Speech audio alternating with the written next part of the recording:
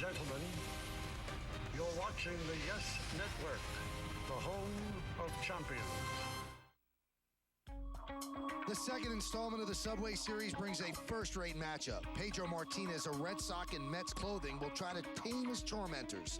The team that has handled Pedro better than most will try to continue paternity. Mike Mussina will get the familiar assignment in a game the sliding Yankees need desperately. Mussina must match Pedro 0 for 0 and hope his team breaks out. The Galaxy of Stars will be like a New York roll call or the gaudy playbill of a star-studded Broadway show. Each star elbowing for positions of prominence. But it will come down to mound mastery. Two men going chest to chest for diamond dominance. It might be the Subway Series, but there will be no free rides. Yankees Mets next on Yes.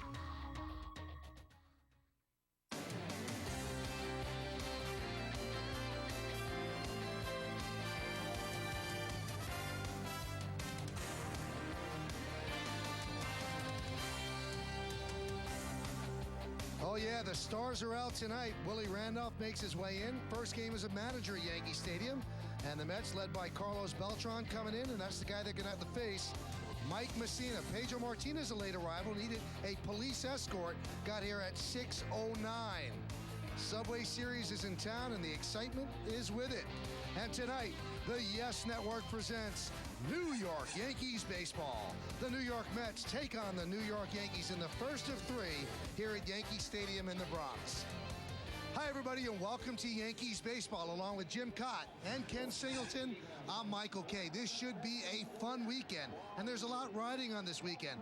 Both teams need victories. The Mets are coming off winning 2 out of 3 against the Phillies, their first series win in 5 series. The Yankees, though, had won 6 in a row, Jim, and then they lose 3 out of 4 to the Tampa Bay Devil Rays. What happened? Well, Tampa Bay came in here, and as Kenny has pointed out on the pregame, they have a lot of confidence against the Yankees, but pure and simple, the Yankees have not pitched consistently well.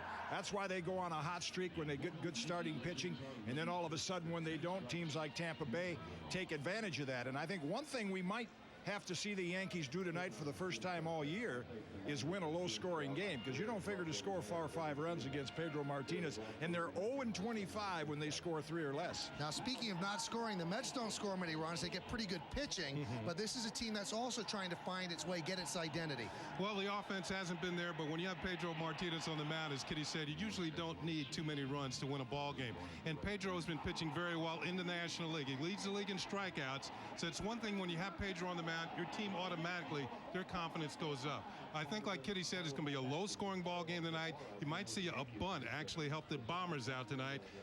Tony Womack, Robinson Cano, Derek Jeter, somebody move runners over to help score runs. It should be fun. There's going to be a full house, and we mentioned the pitching matchup. It's a beauty. It's Pedro Martinez against Mike Mussina. When we come back, an extended look at this pitching matchup. Stay right here on Yes. Not much more needs to be said. You look at the marquee, you realize the size of this matchup. The Mets are in Yankee Stadium to meet the Bombers. Tonight's pitching matchup brought to you by Infinity, makers of innovative, high-performance premium vehicles. Pretty good matchup. Pedro Martinez goes for the Mets, 7-2, 2.76 ERA. And Mike Mussina for the Yankees, he's 8-4 with a 3.82 earned run average. Well, it has the makings of a great duel, and we're going to show you why. Mike Mussina's coming off 3 wins in a row. Pinpoint control. Check out Posada's glove, and I'll tell you, Mussina seldom misses it. That's against the Cubs. He went 6 1/3, picked up another victory there. I said he's 3 in a row. Now his opponent, Pedro Martinez, don't be fooled by the fact that he's lost his last 2. This was on May 22nd against the Yankees. 7 innings, 4 hits, 1 run. The National League is hitting just $172 against Pedro Martinez. Best in the major leagues. Could be quite a duel. And the strange thing about that game, again, he didn't win. He pitches well against the Yankees, but he just has a .500 record, 10-10. You see what he's done against the rest of the major leagues, 179 and 68. He has a lower ERA against the rest of the major leagues and a lower batting average against as well. In the postseason, 6 games, 1-2, 4.72. Have we whetted your appetite? I think so. Come on back for the first pitch. Moments ago, Willie Randolph got a nice hand as he took the lineup card out to home plate. His first managerial experience here at Yankee Stadium. Longtime Yankee, and now brings in the arch rival New York Mets. So what's on that starting lineup card? Well, the New York Mets starting lineup presented by Rico. Jose Reyes, the shortstop, leads off. Mike Cameron's in right, batting second. Carlos Beltran, the center fielder, will hit third. Cliff Floyd cleans up. He's the left fielder. Mike Piazza, the DH, is going to bat fifth. And he has good numbers lifetime against the Yankees, also as a DH. Second baseman, Marlon Anderson. The third baseman, David Wright, bats seventh. Doug Minkiewicz will play first base and bat eighth. Ramon Castro is behind the plate. He'll bat ninth.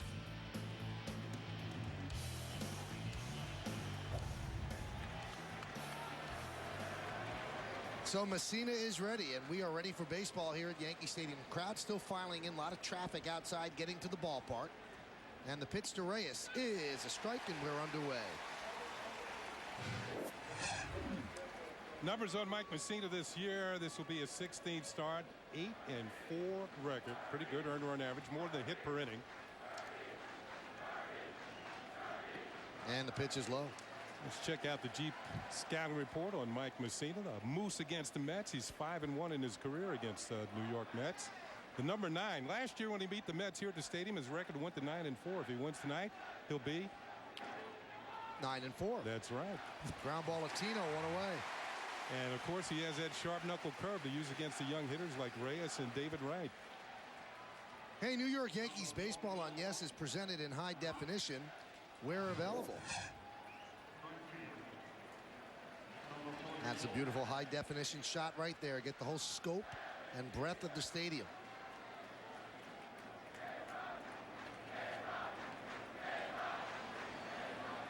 Here's Mike Cameron.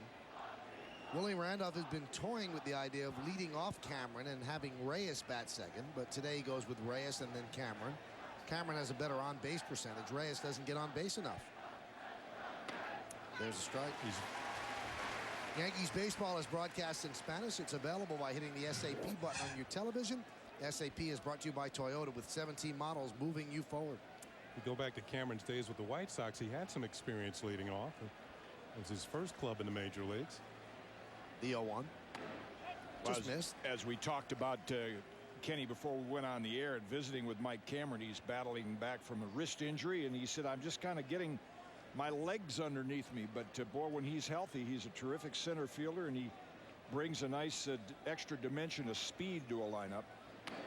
You know, one thing he did mention to me about his wrist injury, he said it's kind of a blessing in disguise because with the wrist bothering him from time to time, he has to hit the ball the other way. He has to concentrate on more just laying the bat out there instead of whipping it through the zone. So he's become a better hitter to the opposite field. The Yankees actually play him straight up in the outfield. 2-1.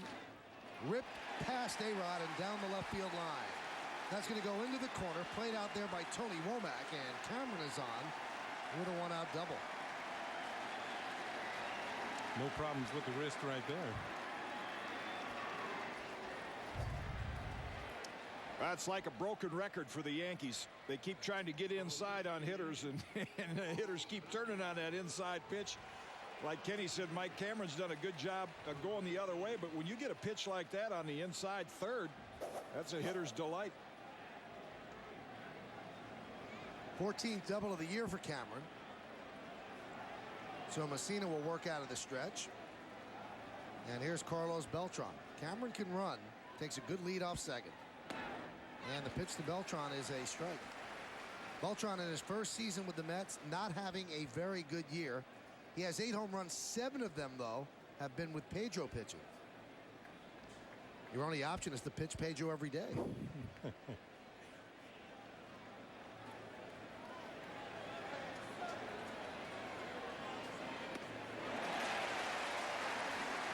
Kenny mentioned in the scouting report the sharp knuckle curve, and I think everything works off the fastball, but Paul O'Neill made a good point from playing behind Mike Mussina. He said, boy, when he's got command of his curveball, that's when he's at his best. And he's won 3 in a row, and I think one of the big reasons he has had the best curveball of the year in those 3 starts. The 0-2. Check swing, fouled away. And you saw this last pitch, that 0-2 pitch up and in that Beltran just tried to avoid, but it hit his bat. Another thing that Mussina does with that knuckle curve, following this high fastball, sometimes he follows it with the knuckle curve or a changeup that moves down and away. Up and in, low and away, just changing planes, moving the ball around. He's a master of that, and when he's on, he becomes even more difficult to hit. And the 0-2. Grounded foul. You know, it's become more and more of a discussion, and even recently Joe Torre and Mel Stodham, I talked to Joe about it today, but it's something we've been watching for years up here. And there again you see Posada's target. Inside the pitch before that to Beltran, that's what you're taught as a pitcher. You throw inside to make a hitter move his feet. But to pitch inside on the plate, you have to really be accurate and have a lot on it. Hitters are just so much quicker in there. And the 0-2. Nice block by Posada. And I agree with you, Kitty, because sometimes it takes just 1 inch or 2 inches towards the middle of the plate, and the hitter gets the good wood on it. We saw it the other night when Giambi hit the game-winning home run. They tried to bomb him inside, and I forgot who the pitcher was, but he missed by about 2 inches, but Giambi did miss. The ball went in the upper deck. Happened to Carl Pavano after pitching brilliantly for almost 7 innings. The same thing. Nick Green took him out. Game-winning home run. 1-2. He struck him out 2 away.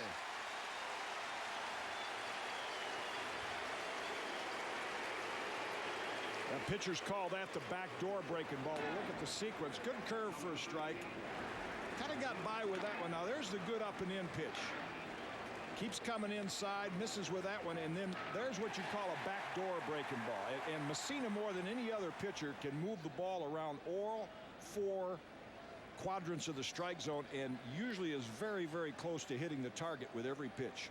Watch the sharpness of the break on this knuckle curve. I mean, that thing was headed for the dirt. 2 away. Beltran will watch Cliff Floyd. Cleanup batter for the Mets. And he gets hit by Mussina, so he's trying to come inside. And he missed too far inside rather than out over the plate. So Floyd takes first, hit by pitch. Boy, and that's a shock to see Mike Mussina hit somebody. The 4th hitter this year. That's a lot for Mike. He seldom comes in that far off the plate. And with first base open, I mean, I can't believe there's any intent there, because the guy stepping into the batter's box right now, that's what it sounded like, is you know, he'd love to be in the American League. He thrives on being the DH. Well, he's the DH tonight. That's Mike Piazza. And as a DH in his career, 320, 9 home runs and 27 runs batted in 38 games. That's what he's done this year. And the 9 home runs, the most by a National League DH. Pitch is high, and that's probably where his future is at the end of this year. This is the final year of his Met contract. You see those numbers we just spoke about. Piazza probably ends up with an American League team, splitting time between DH and catcher.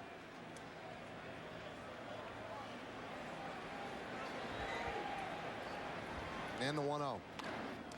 Willie Randolph mentioned that Mike Piazza will probably DH 2 of these 3 games this weekend against the Yankees. So not only a chance to use Piazza as the DH, maybe a chance to give him like a half a day off. Surprised he won't DH him 3 games. He said at least 2 out of 3. He's got his good backup catcher back. Willie does. When the Yankees played over at Shea, Ramon Castro is on the disabled list. He is to the Mets what John Flaherty is to the Yankees.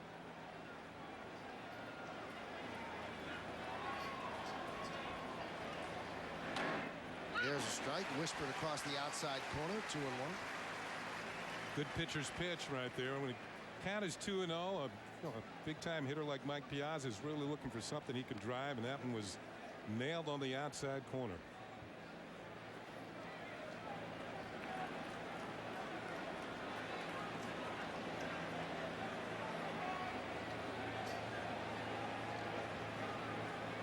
And the 2-1. Foul back. Look at Piazza. He looks a little bit different than he has in most of his career. He used to have a goatee. You see him foul this one back. It's one that, as a pitcher against Mike Piazza, you're kind of happy to get that one back. That came right back across the middle. And Mussina had enough on it upstairs.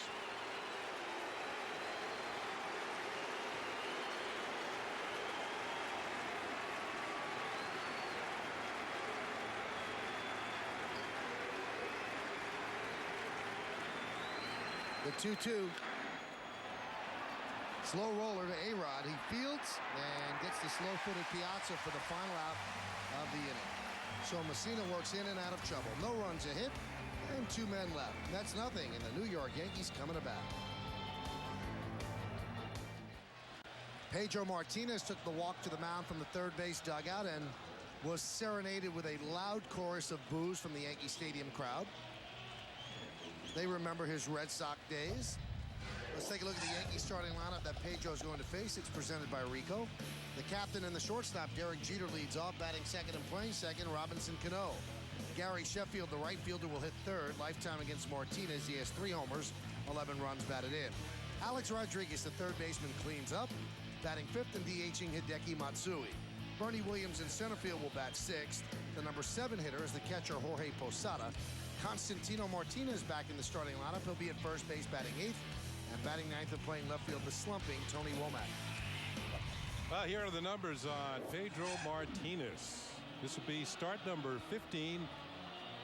7-2, excellent earned run average, less than a hit per inning as usual. Only 7 home runs allowed, more than a strikeout per inning, which is quite usual for Pedro.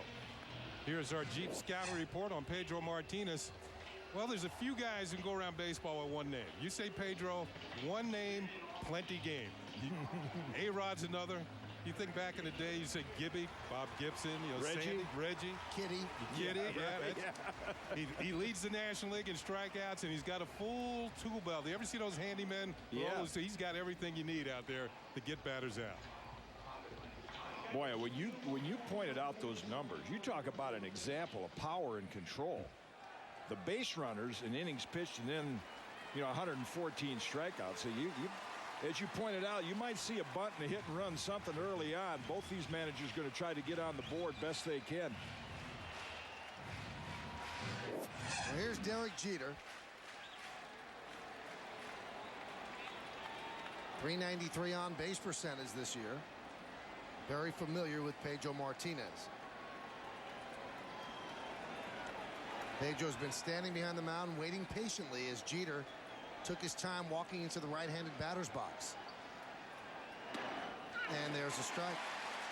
Last time Pedro was on this mound in relief in Game 7 of the ALCS, a game the Red Sox seemed to have in hand. For some reason, Terry Francona brought Pedro in relief, and he made the game interesting for a little bit. That one's drilled deep to right center. Going back, Beltran looking up. See ya!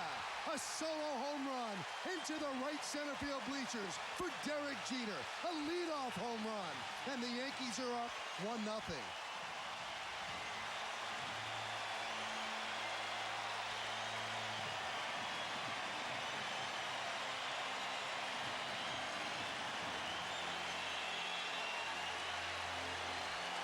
Well, Pedro's first pitch of the night was right down the middle, and Derek Jeter took it. And this home run pitch is just about in the same spot. He didn't take the second one. He got good wood on it. And Jeter hits number 10 on the season to deep right center field. This is his first hit this year against the Mets. He was 0 for 7 at Shea Stadium in the Subway Series in Queens. Pitch to Robinson Cano has popped up. David Wright is right there, and he'll make the play in foul territory, 1 away. Derek in his career has hit well against the Mets. .359 coming into tonight, and .409 in the World Series in 2000. Think back to the game that Pedro pitched at Shea Stadium. It was that first inning that he really labored, and it looked like he might not make it through 5, and then he just cruised through the next 6.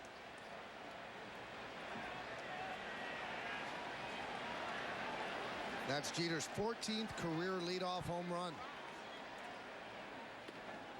And the pitch to Sheffield is a strike. He's not enamored with the call. Home plate umpire is Phil Cuzzy.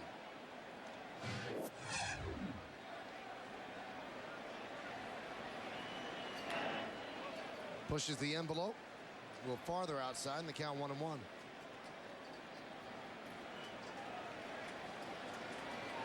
Crowd still buzzing about Jeter's blast.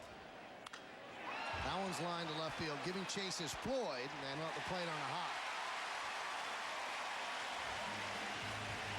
Floyd took a very circuitous route to that ball and played it into a single. Yeah, a little bigger left field to play here, and Cliff Floyd's in there for his bat. This was one of those that, you know, you're playing Sheffield deep. Had a little top spin on it. And in his younger days with a little more speed, Cliff Floyd put this away. But right now he makes a decision. No, we're going to play it on a hop. Here's a look at that Yankee Stadium left field. I remember the few times that I played in left field, I did not like being over there. Need two guys out there. Wow, the center fielder looked like he was a day's ride away. And I knew I wasn't fast enough to cover all that territory. There's A-Rod's numbers, putting together an MVP-type season. Missed outside, the count 1-1.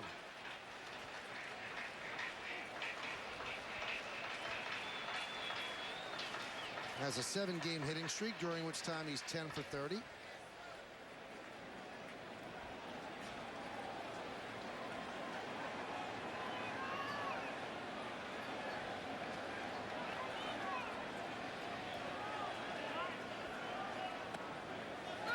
There's a strike. That was odd. A-Rod dropped his hand off the bat as the pitch was being delivered. Yeah, I wonder if he was just on the verge of calling time.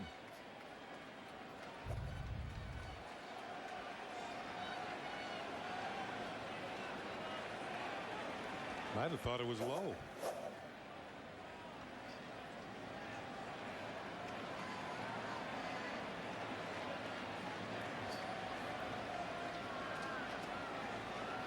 And the 1-2. Missed outside with a breaking ball. Pedro really holding on to the ball in the set for a while, trying to throw off Sheffield at first. I remember Pedro in his days with the Montreal Expos when he was a real blazer. Come over to Montreal in a trade with the Dodgers for Delino DeShields.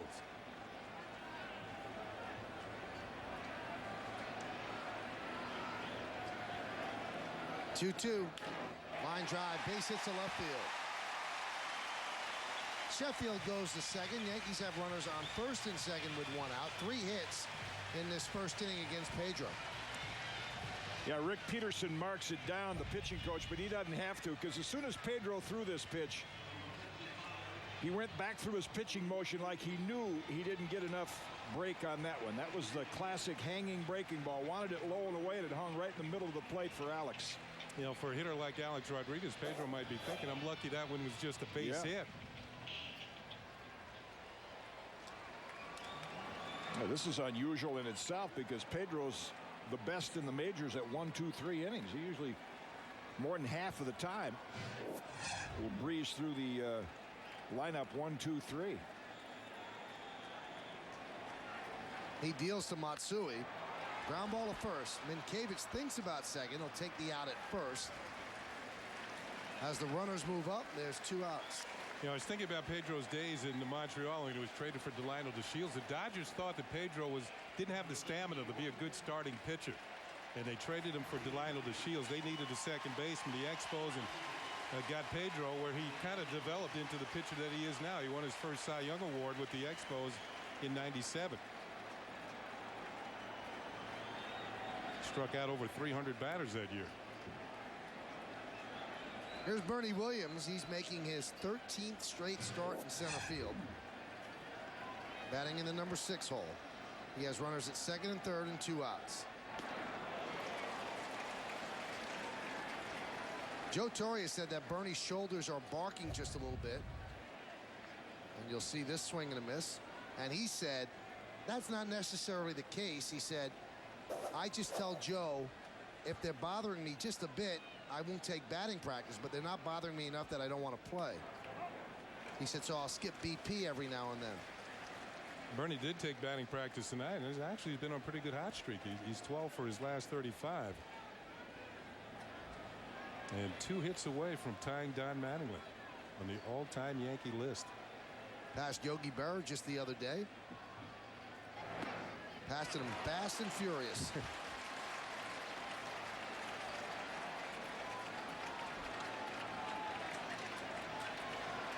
Pretty impressive hit list right there.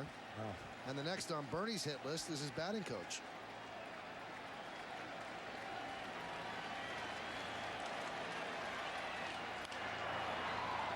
When you climb into the top 10 with the Yankees, you're going to pass names like that. Yeah. I mean, even if he didn't pass him, to look at that and say, here I am, Bernie Williams, and I'm linked with Ruth, Gehrig, Mantle, and Mattingly. Boy, it has really been nice to see how Bernie has come up with some big hits and suddenly establish himself, you know, passing Tony Lazzeri on the RBI list.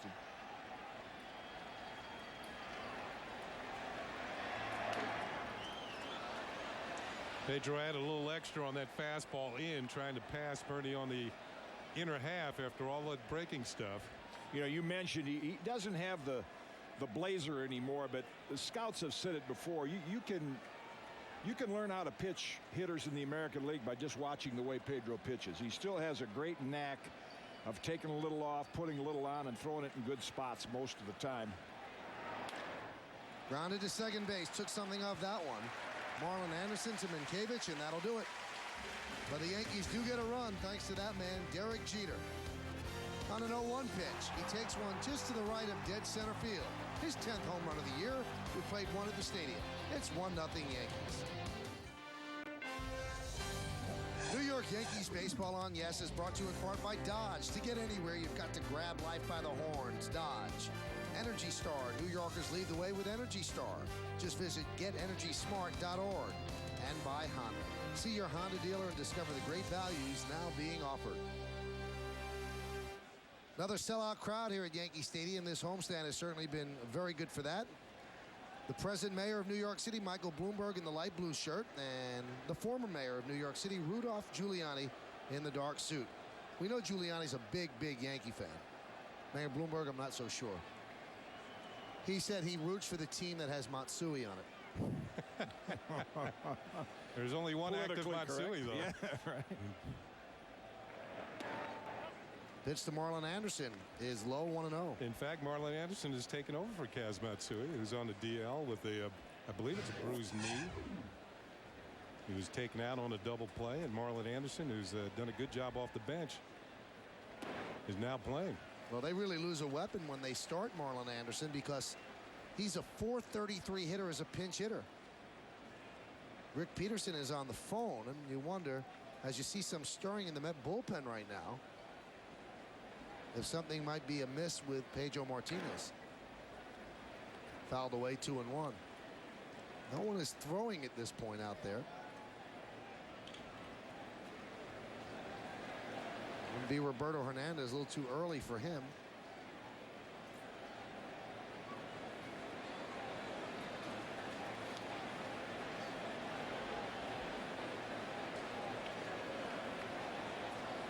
And the 2-1. Line drive off the glove of a leaping Tino Martinez and into right field for a base hit.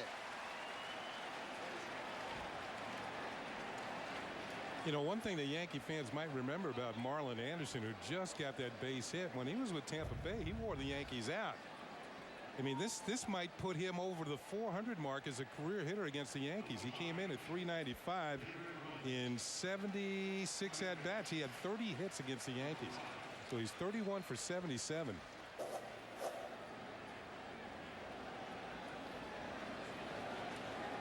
Here's David Wright. He's having an impressive first full season. Up and down in the lineup.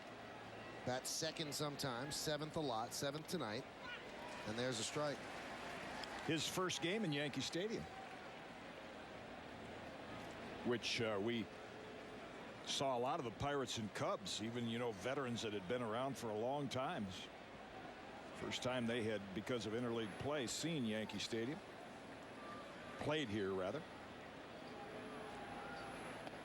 And one such veteran on the Mets, Danny Graves, who was with the Reds for so long. First time he's ever walked in the Yankee Stadium today.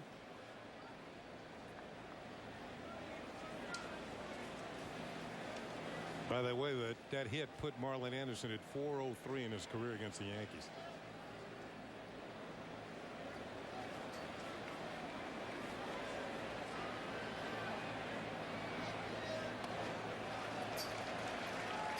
One thing that's impressed me about David Wright the few times that I've seen him, Kitty, that and Michael mentioned he's having a pretty good first full season. He hits the ball well to the opposite field. He has great power to right center. And when you have a young hitter who's not concentrating on pulling every pitch up there and has the ability to use just about the whole field, you've got yourself a pretty good hitter in the making.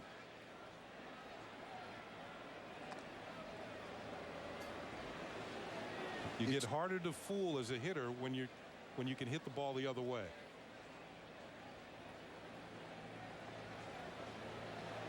Wright's season has been a little bit tricky for people. He's 22 years old, and they say he has a presence of a 32-year-old when he's at the plate.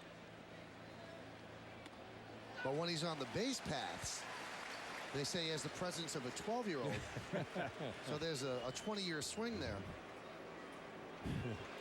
That's not surprising to hear. A nice chat with a couple of Willie's coaches, as well as Willie today, and that's Sandy Alomar, father of a couple of great big league baseball players. And we were saying the very same thing. With all the athletic ability and the talent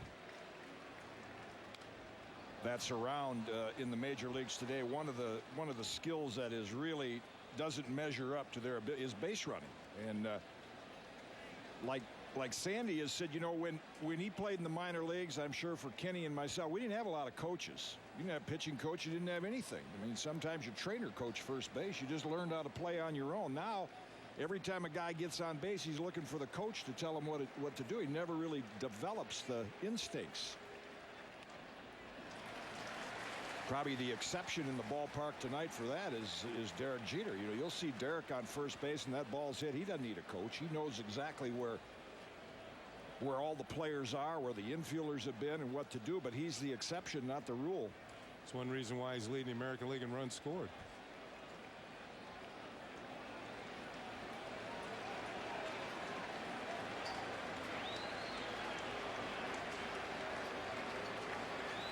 Runner goes. Pitches outside. No throw needed. As Wright walks. And Anderson moves to second. It is television's most explosive and critically acclaimed show. And get ready as it returns for a second season on FX. Rescue Me stars Dennis Leary as a New York City fireman who always seems to find trouble in the station house and at home. In the sixth inning, we'll have a special sneak peek of Rescue Me. New episode Tuesday.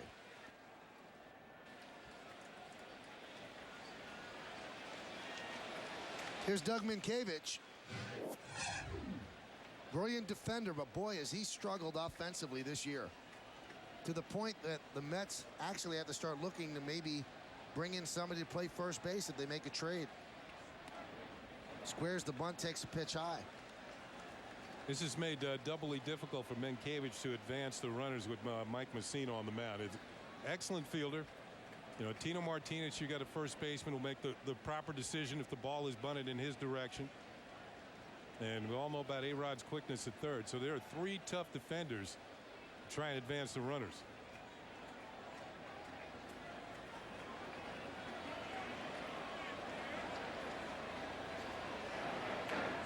And that's a nice bunt. That's going to be a base hit. And it is.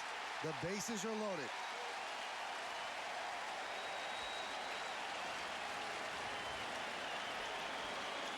You could chalk that hit up to the modern baseball fields. Years ago, for drainage purposes, the infields would slope, and that ball would have trickled foul, but not here. I mean, he deadens it. The play the Yankees have on is A-Rod retreats to third, and Mussina to get over there. But as good a fielder as Mike is, there is no way he's going to get over there and field that. That's just a perfect bunt, and it's going to stay right there. You notice how the bat head was above the ball. So you can drop the bat head onto the ball and deaden it. And as Kitty said, it was a perfect bunt. Here's Castro. And he swings and lofts one to deep right, backing up Sheffield. He'll make the play on the run. Tagging is Anderson. He'll score. Wright advances to third. It's the perfect sac fly. You go to right field, the run scores, and the runner at second gets the third. The game is tied at 1.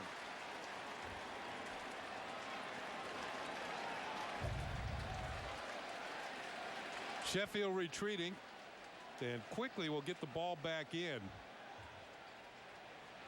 And Ramon Castro has picked himself up, not only advanced the 2 base runners, he picked himself up and run batted in as Anderson came in to score.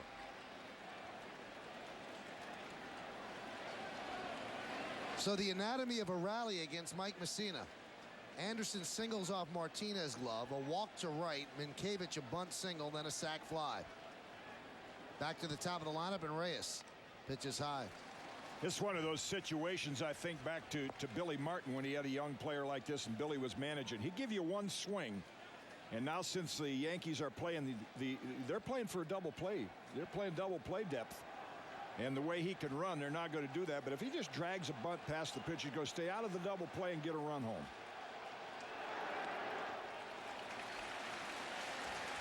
And the count 2-0. It's 1-1. Then the Mets have runners on the corners with 1 out. Willie Randolph managing his first game at Yankee Stadium. And he played under Billy Martin.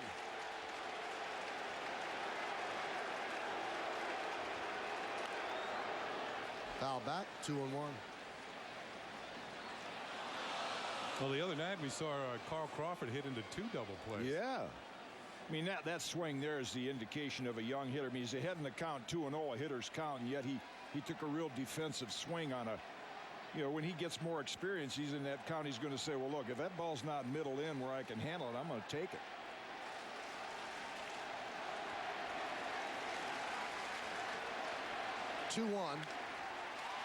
High fly ball, right center field. Converging Bernie Williams and Sheffield, and the ball is dropped by Bernie Williams. Wright will score, advancing to second is Minkiewicz. It's an E8, and the Mets lead 2-1.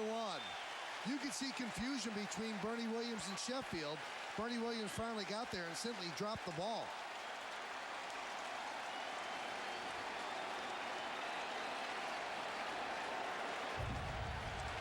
Tough couple of days for Bernie in the outfield. Here's what Michael's talking about. Of course, Bernie's the quarterback. He takes charge, and that's just a case of trying to throw it before you caught it, taking your eye off the ball.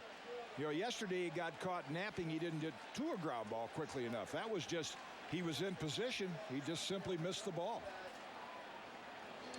That will be a sacrifice fly for Reyes and an error on Bernie Williams for allowing him to reach base. So no time at bat. Pitch to Cameron. Boy, Mike Mussina's going to look around and go, what did I do wrong this inning? Well, of course, Mike, as sharp as he's been the last 3 outings, has labored. I mean, he walked David Wright. He's not been as sharp as a pitcher early on.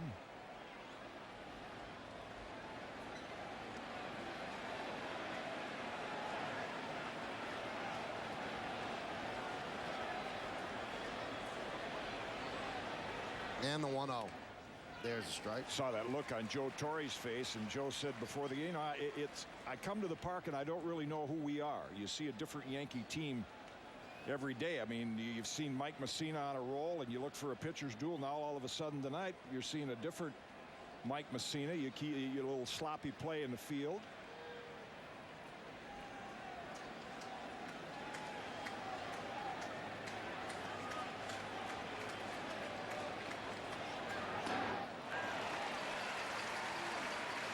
Count 1-2.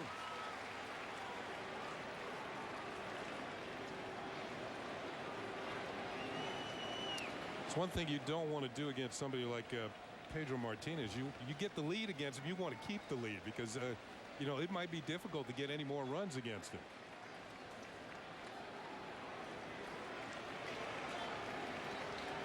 Cameron doubled inside third in the first inning. And they try the pickoff. It gets away. And Minkiewicz is going to go to third. The throw by Jeter is not in time. That's gutsy base running by Minkiewicz and heads up base running by Reyes.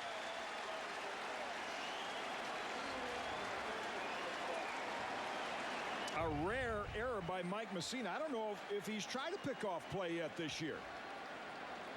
You got to have quick feet and a quick pivot.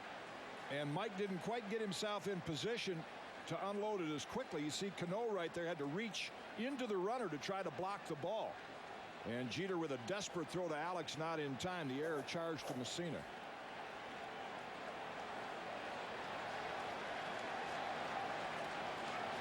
Yankees, of course, will play the infield back, so a ground ball, and the Mets will get another run. A single with Reyes' speed, they probably get two. Mussina would love the strikeout to count 2-2.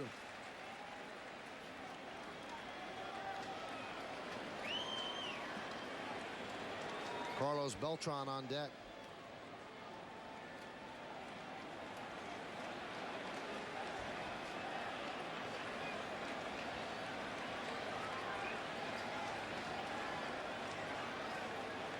Two. The other thing both managers are looking at here, and I talked to Willie about it before the game, we know from following Mussina, is that I would say these two pitchers for 100 to 110 pitches can be as good as anybody in baseball. But from then on, their effectiveness kind of goes downhill. Right now you're seeing Mike really get his pitch count up early in the game, which spells a shorter outing for him than normal. This will be his 43rd pitch, and we're 1 out into the second inning. 2-2. Cameron making him work.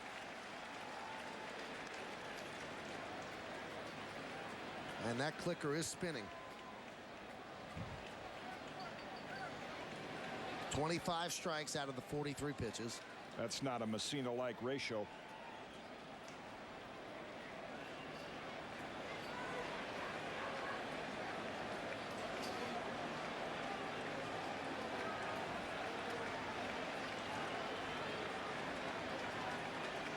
Two. Lofted to right field. That'll get another run in. And Kavich tags. He'll score. Reyes goes to third. So does the throw. It's not in time. A sac fly for Cameron. And the Mets lead the Yankees 3-1. Mets have actually done a pretty good job this inning of situational hitting. 3 times they've delivered a sacrifice fly to get a run home. So all 3 runs have scored on sac flies. And again, talking with the Mets coaches before the game, this is an area that they have not been productive in. This has been one of their downfalls. Get them in scoring position, don't advance them or come up with a sacrifice fly or a productive out, but they certainly have done that tonight so far.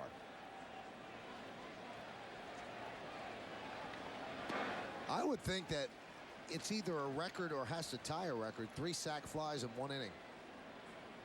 Just when you think that, it becomes something off the charts.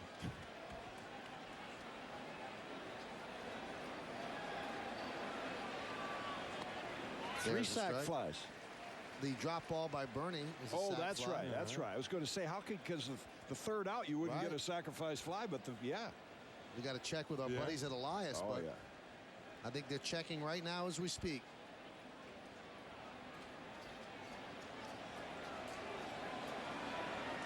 One. Beltran pops it up. This will finally end the inning. Jeter is there, and he puts it away. But a very, very sloppy inning for the Yankees. 3 runs, 2 hits, 1 error, and 1 man left. That 1 error, right there, Bernie Williams dropped it. 3-1 Mets lead. Ralph Kiner actually working with a young Ken Singleton. Much younger. Man. Sleek. That was down in the instructional league. What year was that? That was 38? No. Oh. Wasn't that long 70. ago. It might have been 70 in the instructional league. Wow. And that's before, heading into the weight room, man. That's that's good home cooking. That's Al Lang Field in St. Petersburg, Florida. Right. And that particular day, I played in the instructional league game, and I hit a home run. That's what I'm talking about. What a good pupil. 1-2, strike 3. A backdoor breaking ball. Posada not in love with the call, but Pedro punches him out. 1 away. Perfect sequence. You saw Pedro. And the difference now, what we're seeing between Pedro and Mike Mussina, and it's been that case all years, after Pedro comes inside, you can kind of get an idea of why Posada's upset with that call. That certainly looked like it did not catch the corner of the plate. But when Pedro comes inside, it's usually off the plate where you can't hit it. He uses that pitch to set up the outside pitch. Tino swings and misses.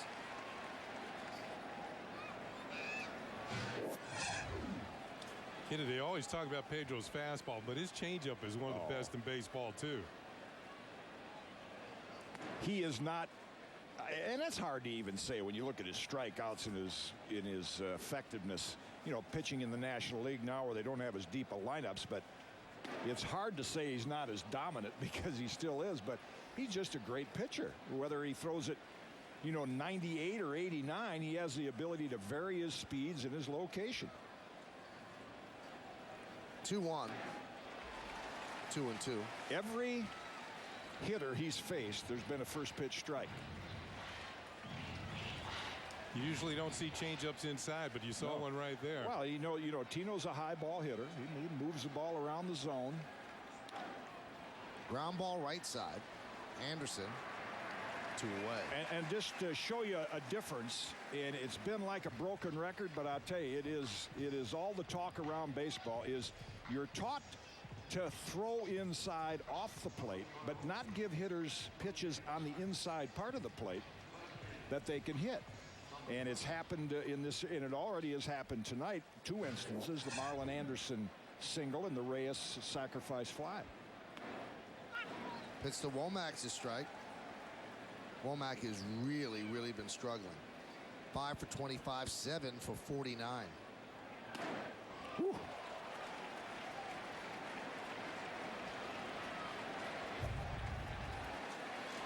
High cheese.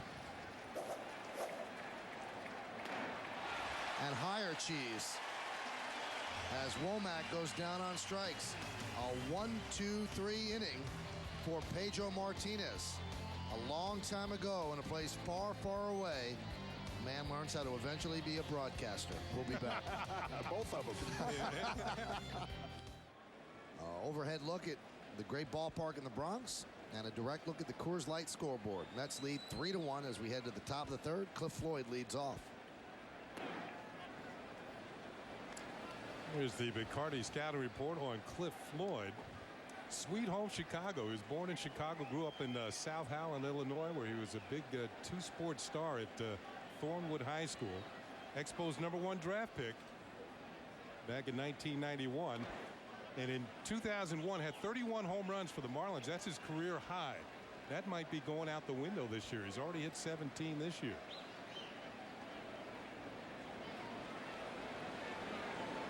For a while, the Mets actually led the National League in home runs, which is very odd for a team that plays half of its games at Shea Stadium.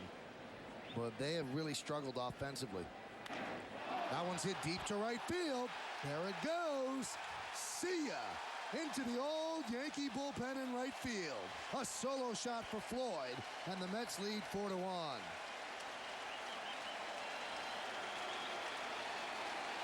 Well, back in the day when Cliff came to the major leagues, I was broadcasting Expos games.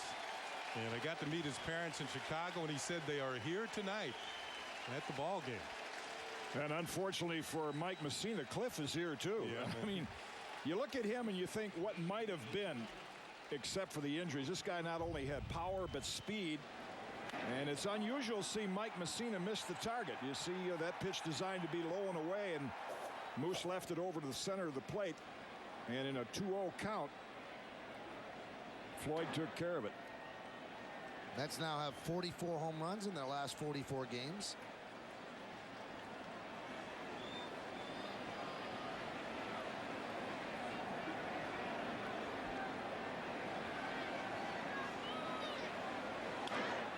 High fly ball left field. Womack is there. 1 away. That was unusual for Mike not getting that pitch away. But here we're going to look at the first inning. You see him shake his head. See Posada's target? Now, I'll guarantee you that two guys in the studio, David Justice and Bobby Mercer, and one sitting next to me right here, would love to get these pitches from a right-hand pitcher. Inside strikes where you can get the barrel on it. And this is one he just left over the center. But the Yankees have just been getting killed on those pitches that they try to get inside and leave out over the plate, which we've talked about ad nauseum, that it points out why down and away is the best pitching zone. And it's been interesting the last few days even to hear Mel and Joe tell you, I don't know what we're doing coming in these situations. They don't call pitches from the bench in the big leagues. Count 2-0 to Anderson.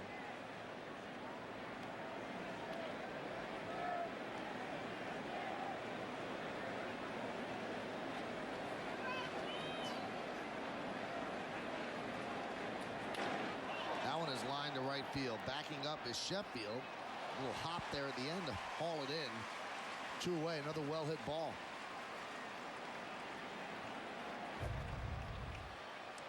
Well, look at Chef. Maybe the ball had a little more giddy up than he thought, and rattles around in his glove, and he holds on to it. I mean, Chef uses one of the biggest gloves I've ever seen out there in the like a high-rise cesta. You know, the Don Mattingly wind indicator that we show you quite often, that bat will tell you that's pointed out a little toward the right field corners. It's an indication of it carrying that way. Here's David Wright.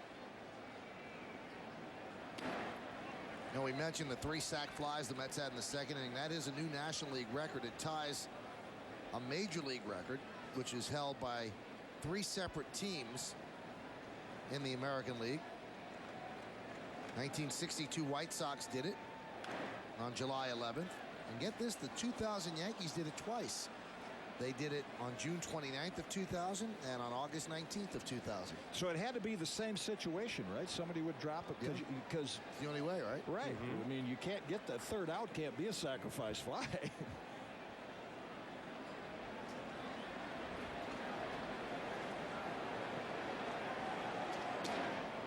Just missed. Seemed a little discouraged with the call on that last pitch. And you can bet Jorge is saying something to him because he got called out on a questionable pitch. And we talked about this before, that nobody questions close pitches more than Mike Mussina, because usually he's right on target. You know, he either hits the target or he just misses. And that one, Phil Cuzzy said, just missed.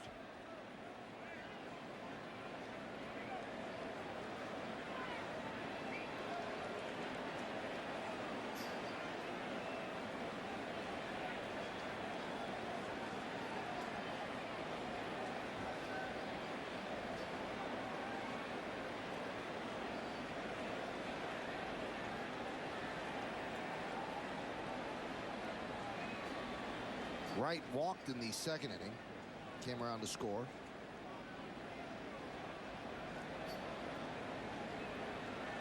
The 2-1. Grounded foul outside of third.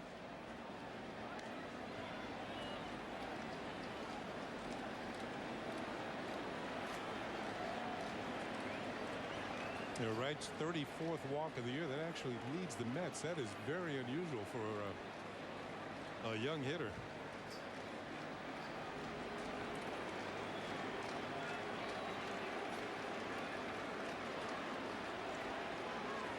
Two. Strike 3. Right down looking. So that'll do it in the third inning for Mike Mussina. Although he gives up a run on 1 hit. And Cliff Floyd goes yard. Pitch stayed out over the plate and went back into the old Yankee bullpen in right field. We go to the bottom of the third. 4-1 Mets. New York Yankees Baseball on Yes is being brought to you in part by the New York State Smokers Quit Line. Call 1-866-NY-QUITS. Toyota with 17 models moving you forward. And by Heineken. It's all about the beer. Heineken. Derek Jeter leads off, and he fouls back Martinez's first pitch. 10 for 10. First pitch strikes. Of course, that's what he started Derek out with last time. A strike and then a home run. Coors Light scoreboard 4-4-0 for the Mets and 1-3-2 for the Yankees as we head to the bottom of the third inning.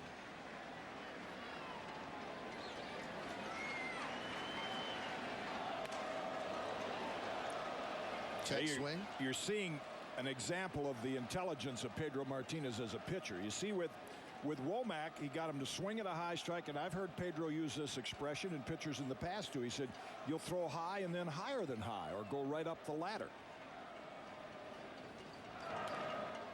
And those are inside, but they're up and in where you can't get the barrel to them. I mean, he can move that ball around that strike zone as well as anyone with a variety of pitches, which is, I guess, why they're hitting 172 against him, and he's got the numbers that he has.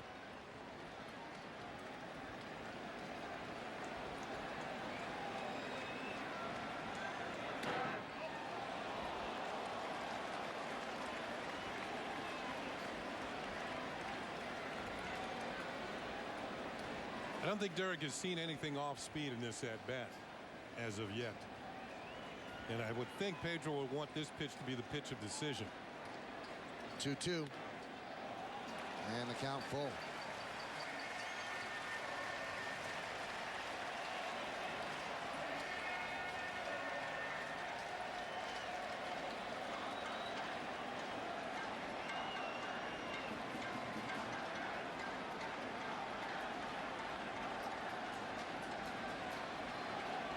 And the 3-2 missed outside, so Jeter works a walk to start off the third. Pedro's first walk of the night.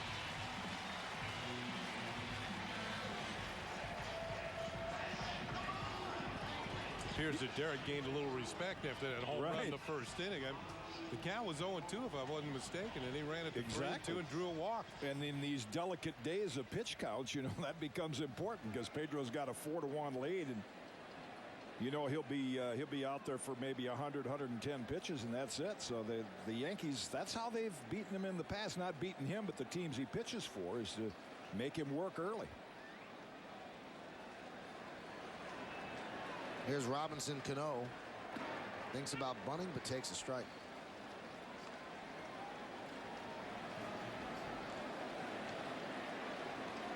Cano has an 11-game hitting streak working. Fouled out to right in the first inning. Have we seen Cano bunt for a base hit this year? I don't think so. I can't remember. That was a good idea there. You know, down 3. We've seen him try to sacrifice. He is not a great bunter. Remember, in the minor leagues, he was such a good hitter. He was batting third with Columbus before he was called up, so he wasn't called on to bunt a lot. He's had one sacrifice this year.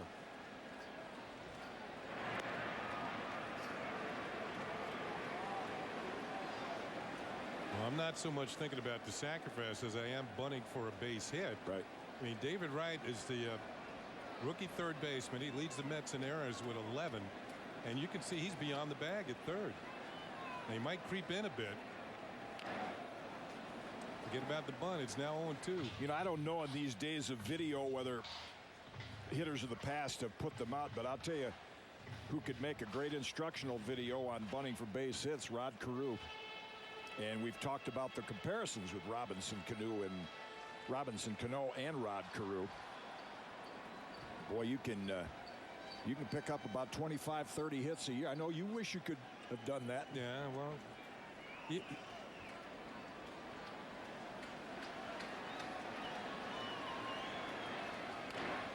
Slow tapper toward third. Going to be a tough play. Right field's fires. Got it. You know, you figure if you did go 2-3 games and where you're a little slump, you know that bunt's going to put a hit on the board. You know, and I also think if you had the ability to run and lay down a bunt, if I had that ability, you get better pitches to hit too. Sure. Because here's Cano, and this ball's a little bit too close to first base. If it was a little further down the line, he might have had a chance. But David Wright's up with it, throws over to Mankiewicz for the out. But Jeter moves down to second.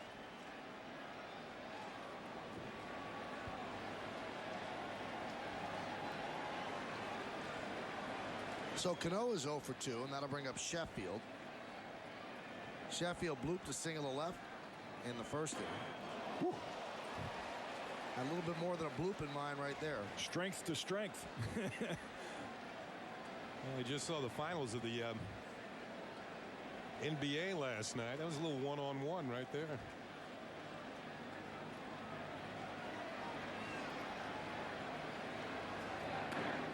You can see Jeter in the back of your picture there. When he gets on second, you know, and Derek is such a great base runner. He not only looks at the outfielders, but the infielders. He'll look around where everybody's playing. So when the ball's hit, that gives him a sense of whether it's going to be at somebody or in the hole. He's his own coach. Good for young baseball players to watch.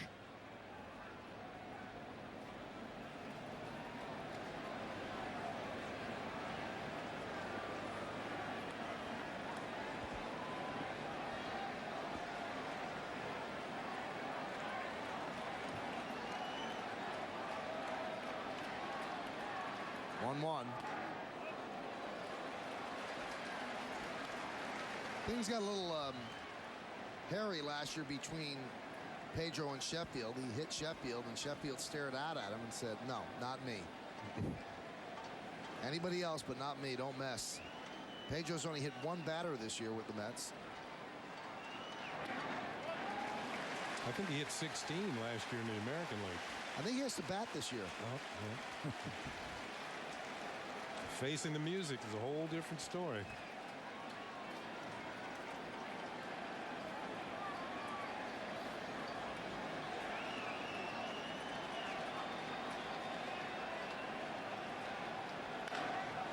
Chop to third, right fields. 2 away. Let's take a look at the Yankees' upcoming schedule, brought to you by McDonald's. I'm loving it. Tomorrow at 4:05, we have the game right here on Yes. Then we turn it over to John Miller and Joe Morgan on Sunday, and ESPN will do the honors.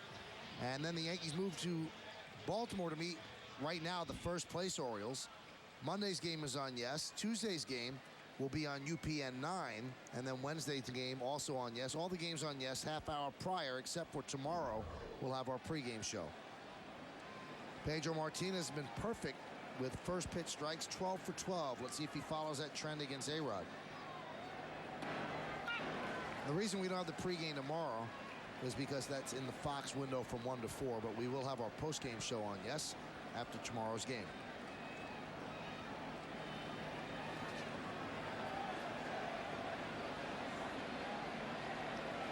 The 0-1. Count 0-2. You know, people might wonder, why is it so important to throw that first pitch strike? It has been proven over the years that when a hitter is behind on the count for that first pitch, batting averages significantly drop. They go down. The pitcher has the advantage. The hitter is more on the defensive. So the ability to get that first pitch in there in a good location, because if you throw one down the middle, they're going to hit it. So Pedro's done a good job of throwing the good spots on that first pitch to each hitter. Grounded right back up the middle and through for a base hit. Jeter rounds third. He'll score. It's an RBI single for Alex Rodriguez, and the Yankees now trail 4-2. A-Rod's 2 for 2 against Pedro. Yeah, and a good approach.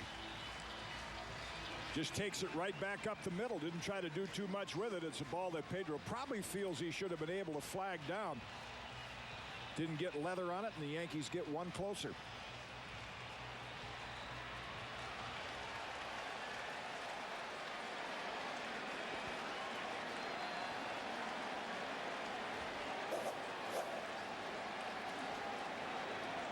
For Rodriguez, his 64th ribby. Here's Matsui. A-Rod goes. It's a strike. The throw to second is not in time. Ball gets away from Reyes, but Rodriguez stays right there.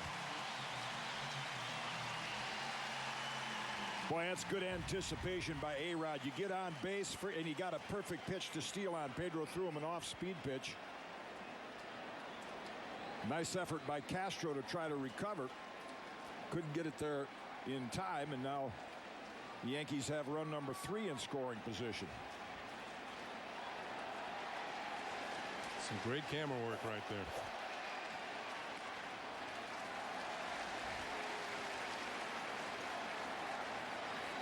Count levels at 1-on-1 on Matsui. Grounded out to first in the first.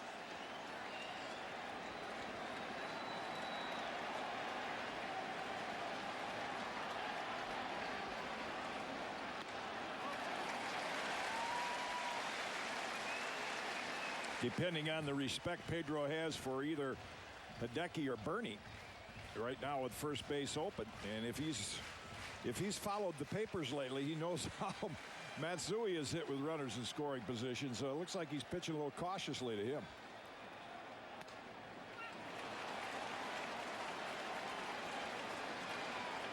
It's all or nothing for that outside corner right now. Either he hits the corner or the ball is going to be outside.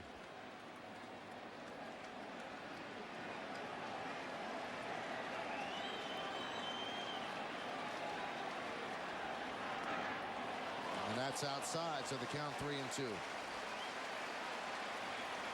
First base open, Bernie Williams on deck. A-Rod checking the outfielders. Three pretty good arms out in the Met outfield.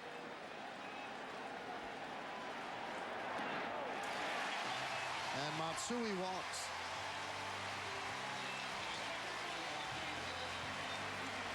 You know, there's the respect that Kitty was talking about. A 3-2 changeup to Matsui. And we talked about how hot Matsui has been. Bernie Williams has been swinging the bat pretty well, too. And I tell you, Bernie relishes this situation. He knows he dropped a very easy fly ball to allow the Mets to score an extra run, so he's got a chance with one swing to get it all back. This copyrighted telecast presented by authority of the New York Yankees and may not be reproduced or retransmitted in any form, and the accounts and descriptions of this game may not be disseminated without the express written consent of the aforementioned New York Yankees. Williams grounded to second in the first with runners on second and third. There he takes a strike. Pedro has started every Yankee hitter out with a strike tonight. He got that knee-high zone locked in, doesn't he? I mean, it is right at the knees. 15 for 15.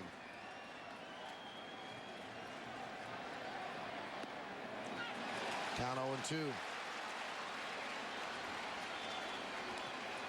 Very little anybody could have done about that, Bernie. That was just filthy.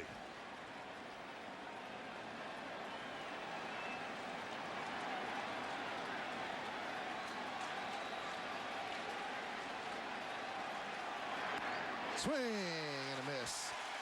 Blows a fastball by him, and that'll do it for the Yankees in the third. But they score one run on one hit, no errors, and two men left. He goes up the ladder with Bernie, and Bernie's the one who falls.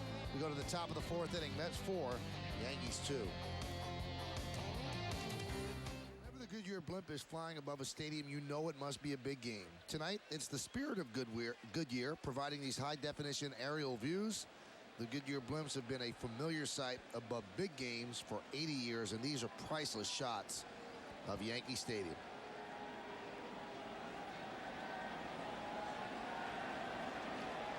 Count 1-0 on Minkiewicz, and a grounder to first. Tino Martinez. One away. Let's take a look at the Aflac trivia question. It will have a Subway Series flavor to it once the duck brings it in. How many players on the current Mets and Yankees rosters played in the 2000 Subway Series? Piazza, Jeter, Posada, Mariano, Bernie, Tino. Combined both teams? Combined both teams? Yeah, probably about 14 Yankees and one Met.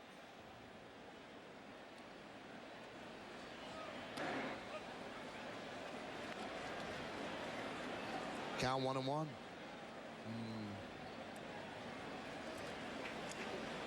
Mike Stanton's another.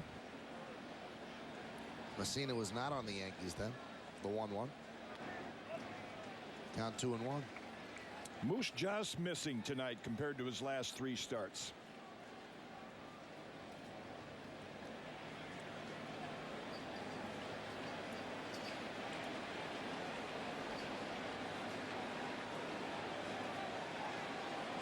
The 2-1.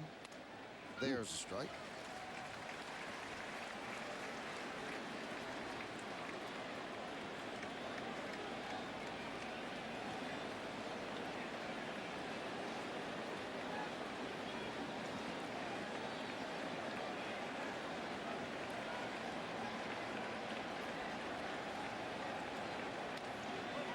Just missed outside, and the count now full at 3-2. And Mike's the kind of guy that will stick to his plan. You know, I don't think there's any plan B. You'll seldom see him, you know, just challenge a hitter and throw it down the middle. He's got in his mind exactly how he wants to, and with his control, he can usually do it. Strike 3, Castro down looking.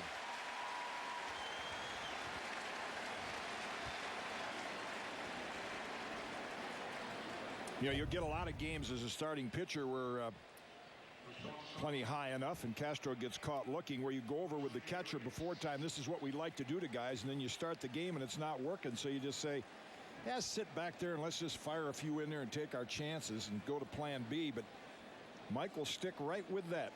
Move it around, try to hit the corners, change speeds like that. Reyes thinks about the bunt, takes it for a strike. You were talking about Reyes' inability to draw base on balls. He's only walked 8 times this season.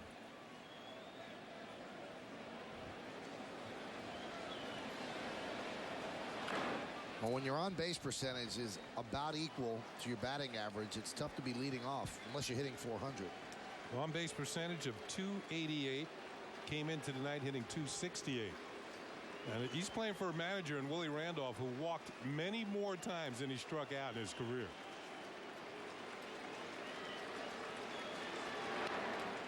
And Willie was a good leadoff hitter. He made a lot of contact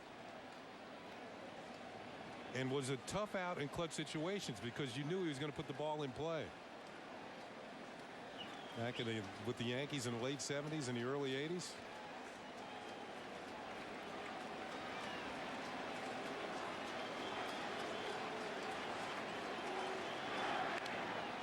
The Mets say there's a delicate balance. They'd like Reyes to be more selective, but they don't want to push the issue and then take away his aggressiveness at the plate. You know, that might be why the Pirates traded Willie. If you think of the Pirates in the 70s, I mean, if they took 2 pitches in a row, they had a bug in their eye or something. I mean, they just swung all the time, and here comes Willie. He gets traded from the Pirates because he's a patient hitter.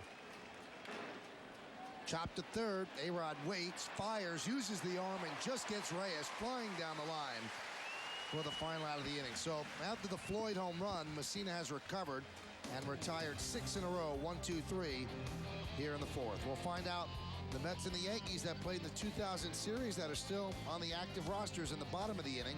It's 4-2 Mets. Welcome back to Yankee Stadium. It's the river that separates these two teams, the Mets and the Yankees. Yankees are hosting the Mets on this side of the river, and Jorge Posada will take a pitch outside 1-0. That's the first batter that Pedro has started out without throwing a strike.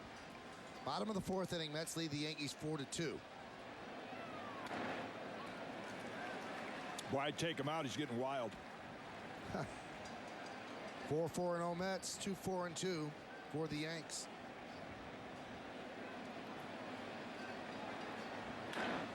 Hit sharply to Minkiewicz. A Gold Glove first baseman flips to Pedro, 1 away.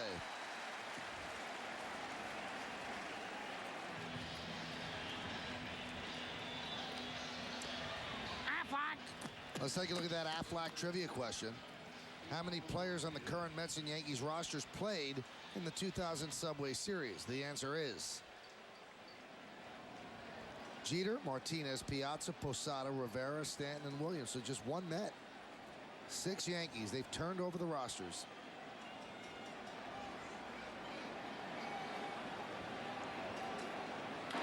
Tino Martinez swings at the first pitch, lofts a deep fly ball to right center. Beltran is there.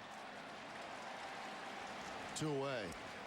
Michael, you pointed out that Doug Minkiewicz has been a Gold Glove first baseman in the past, and I think his added importance to a club like the New York Mets, where you have a young third baseman, a young shortstop. You have Kaz Matsui, who when he's healthy plays second base, and he's switching from short to second. So to have a first baseman with the ability and the agility of Minkiewicz is very important. You're not going to get all these great throws over at first base, and he can make all the plays and dig them out. Well, the way he's hitting, he definitely has to flash the leather this year. You got to play some first base when you're hitting 215. Willie agrees. And Kitty talked about, in Minnesota, they knew that first base is a power position. They went for Justin Morneau as opposed to Doug Minkiewicz. Minkiewicz making a lot more money than the young Morneau. Morneau's got a lot more power. Yeah, the offseason there was talk about the Mets getting Delgado, but even though Minkiewicz isn't hitting, I think what Kenny said points out he's really more valuable to pick up their bad throws of their young infielders than Delgado would be. Thinking might be that Delgado would have hit enough to make up for that. Wright already has 11 errors. Womack reaches out and taps it to shallow right. Cameron. And a 1-2-3 inning for Pedro Martinez and the Mets. Let's head to the fifth here at Yankee Stadium. New York Mets 4, the New York Yankees 2. You're watching, yes. At night's 10. Now let's get you back to the Bronx. Thank you, Bob. April 23rd was the last time that the Orioles were not in first place. The Chevy scoreboard has the Mets leading the Yankees 4-2. And Mike Cameron will lead off against Mike Mussina. Mussina knows he has to keep it here at 4-2 because Pedro looks pretty sharp tonight in the count 0-1.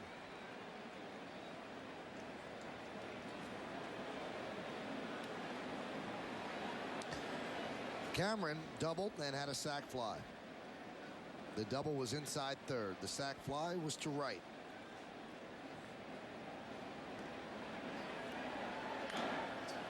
Mets GM Omar Minaya has been getting a lot of calls about Mike Cameron. Cameron was signed with the Mets as a center fielder, but once they got Beltran, they moved him over to right. He wasn't elated with that move, and there's Omar in his first full year with the Mets as their general manager. He'd been an assistant GM with them for many years before moving to Montreal.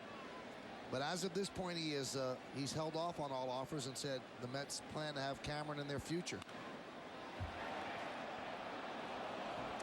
Well, Cameron won a couple of Gold Gloves in playing center field back in 01 and 03 for the Seattle Mariners. And in 2000, he finished 4th in the voting. He missed by 1 vote of tying the third outfielder. Then he might have had 3 Gold Gloves. Yeah. If they were willing to put 4 outfielders out there.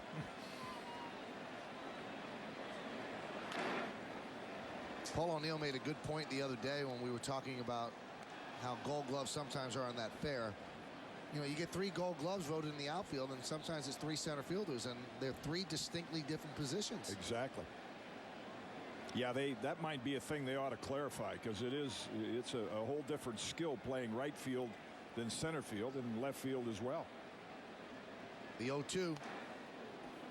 Now, if you want to just say the 3 best outfielders get Gold Gloves, chances are they're always going to be center fielders, with the exception of a guy like Ichiro. He could probably play center too if he had to. Or back in the day, Ricky Henderson would have played left field.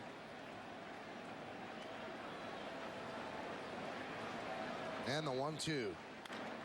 Grounded to short. A worm burner. Jeter fields across the diamond. 1 away.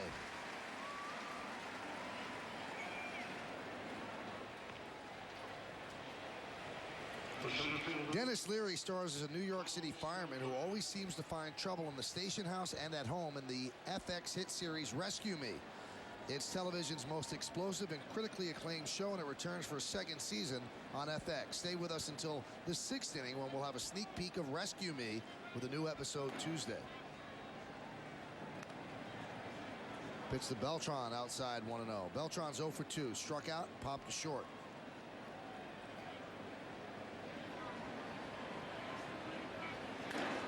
That one's drilled deep to right field. Sheffield doesn't move. See ya. Solo home run for Beltran, and the Mets lead 5-2.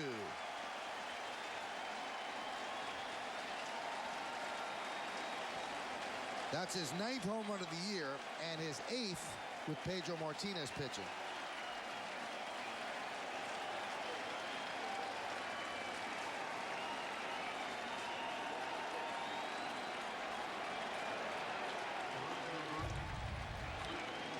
Got a hanging breaking ball.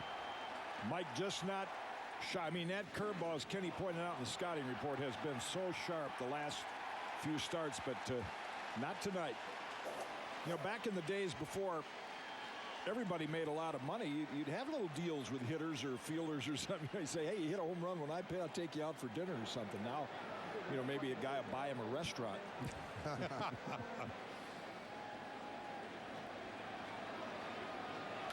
Floyd fouls it away. Do you know, Kenny, that in 1 year you hit 15 home runs for Mike Flanagan?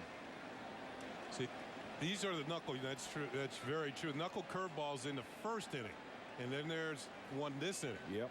And you can see the difference in the location. 15 home runs. I think it was 1979. Flanagan won the Cy Young. I had my best home run year, and 15 of them were in games that he started. Pop to center field. Bernie battling it and makes the catch. Looked like he was dancing on ice. Boy, he almost slipped. I think right now it's that time of the night. You know, it's not completely dark, and that thing had some hang time. Maybe Bernie took his eye off it for just a second. Tony Womack trying to relocate it. Where is it? Up there it is. Isn't all that windy out here this evening? Bernie made almost a direct right angle after that ball. Here's Mike Piazza, and the pitch is inside 1-0. Yeah, after hitting all those home runs for Mike Flanagan that year, the first time I ever met his father, Mr. Flanagan said, "Nice to meet you, Ken, and by the way, thanks for hitting all those home runs for my son."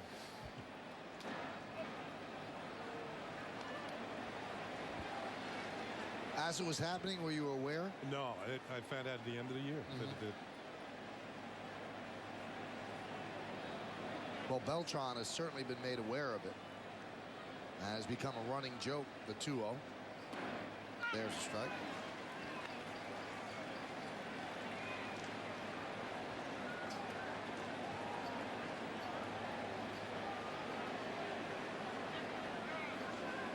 Ironically, the two Mets' big free agent signings over the winter.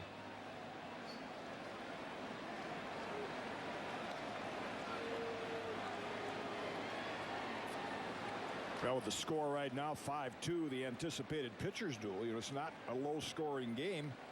And from the Yankee standpoint, it's just really a question of how economical Pedro can be, so that eventually it'll fall on the shoulders of the Mets bullpen, as it usually does. I mean, these two guys have hooked up a lot, Mussina and Pedro, and Mike has had the best of it because usually the Yankee hitters get Pedro out late in the game, and the bullpen isn't able to hold the lead.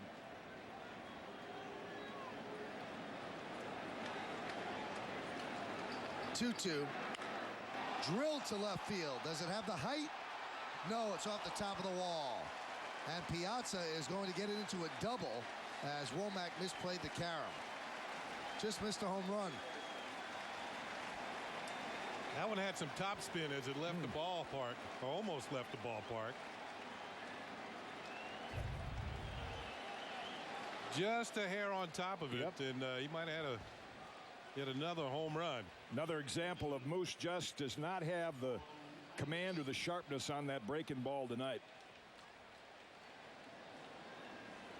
A cannon off the cannon side. And a tough carom off the cannon side. So a double for Piazza's 17th of the year. And there's Marlon Anderson. Mussina here in the 5th inning is about to throw his 90th pitch. And he throws it low.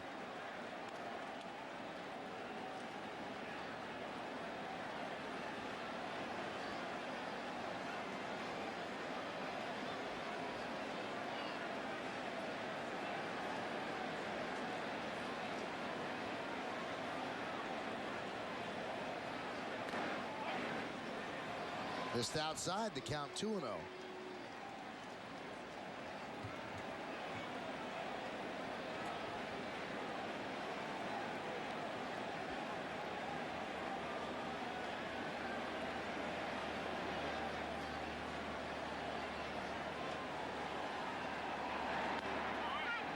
Lays one in there, the count 2-1.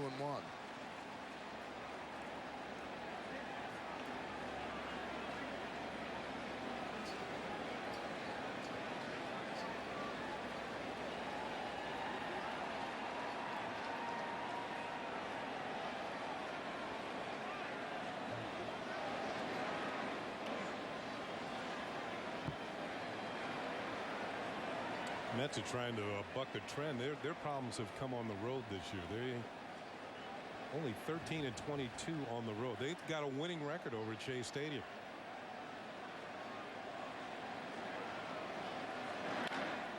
There's a ground ball grabbed there by Cano. He's going to flip it to Mussina, who just beats Marlon Anderson for the final out of the inning. Anderson does not agree with the call. Has a couple of words with Ed Rapuano. So you score that a 4-1. You also score it 5-2 Met lead. The fifth run, Carlos Beltran.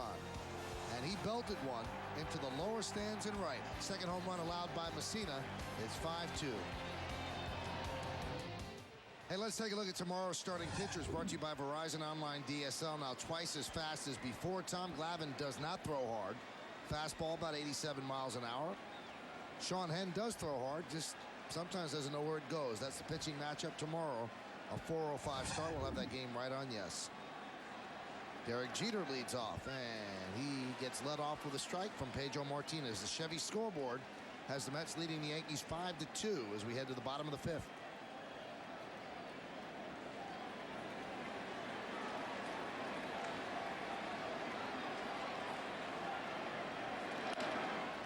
Ground ball in the hole, backhanded by Reyes. Off balance throw.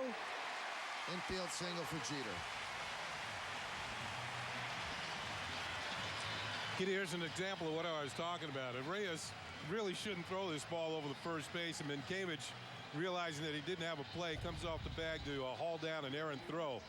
When you go this far in the hole, I don't think I've ever seen anybody throw out Derek Jeter on a play like that. As fast as he runs and as hard as he hustles, he's going to come up with the infield hit. And you see Minkiewicz right away pointing to second base. Somebody covered second.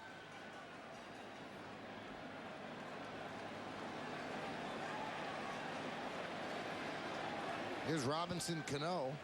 Cano's 0 for 2. We told you he's carrying an 11-game hitting streak into this game.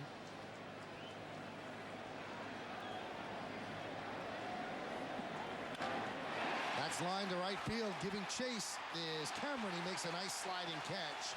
Tries to double up Jeter, but to no avail. Cameron took an extra base hit away from Cano. Well, I tell you, you might think twice about trading the guy who was a Gold Glover in center field, because there's not a lot of right fielders that get to that ball.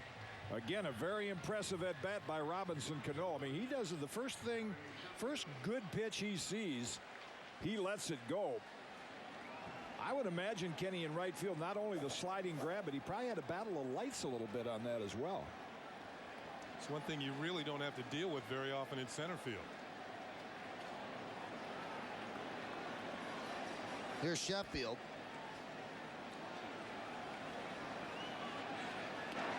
And there's a strike.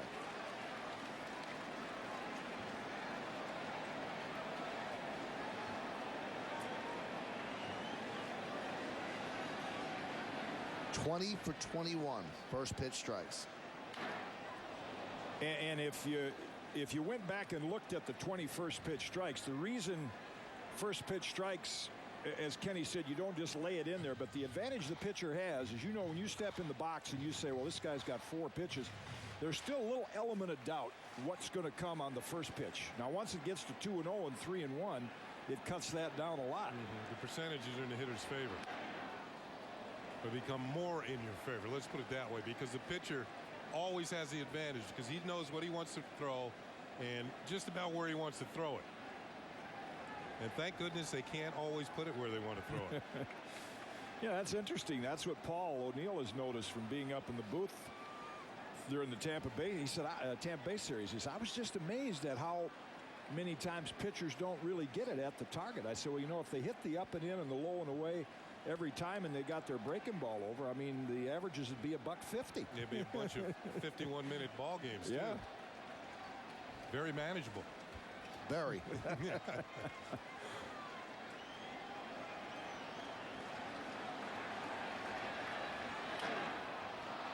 Fly ball, right field. Giving chase is Cameron toward the line, and he makes the play right near the line for the second out of the inning. Every Yankees round tripper at home in 2005 is more than a big hit. It's a home run for kids and families across the country. That's because for each home run a Yankees player hits at Yankee Stadium, Circuit City will donate $1,000 to Joe Torre's Safe at Home Foundation as part of Samsung's 4 Seasons of Hope. For more information, please visit fourseasonsofhope.com and the updated home run tracker at YesNetwork.com. Full house at Yankee Stadium. They've had a lot of them on this homestand, as the Yankees so far have gone 7-3 in the first 10 games. A-Rod with a fly ball to right. And Mike Cameron ties a record held by many, making all 3 putouts here in the 5th inning, wasting the infield leadoff single by Jeter. We go to the 6th inning. Mets 5, Yankees 2, right here on Yes.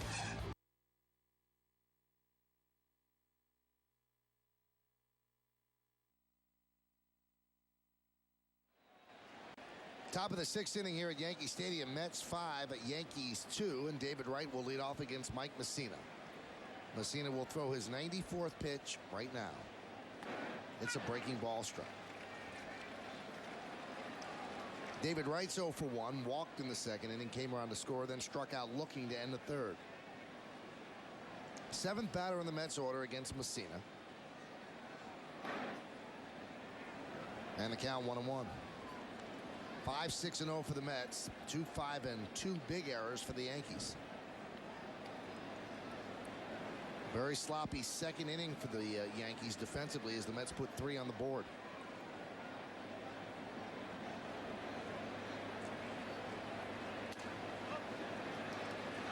And the count 2-1.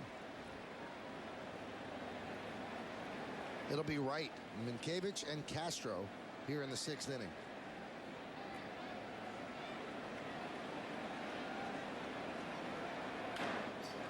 Fouled away in the count 2-2. We saw the very respectable on-base percentage, 387 for Wright.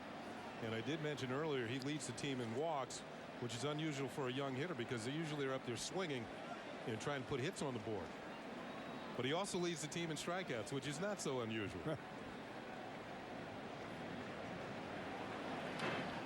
Waited on that one and fouled it back. Boy, he's got a nice, quick, compact swing, which should help a hitter cut down on your strikeouts, because you can wait till the last minute, recognize the pitch, and get the barrel on it. Doesn't get caught out in front too often. 2-2.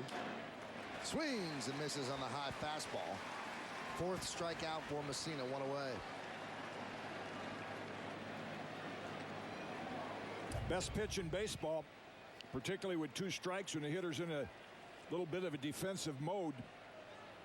Less reaction time, and you see Wright late on that one.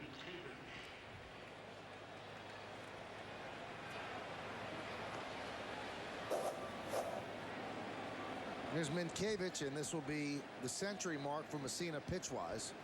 Pitch number 100. Here's a strike. We talked about in the opening about how with 2 good pitchers on the mound, where a bunt might actually help out and win a ball game. And it was Minkiewicz's actual sacrifice bunt that turned into a base hit in the 2nd inning that might have been one of the turning points of the ball game.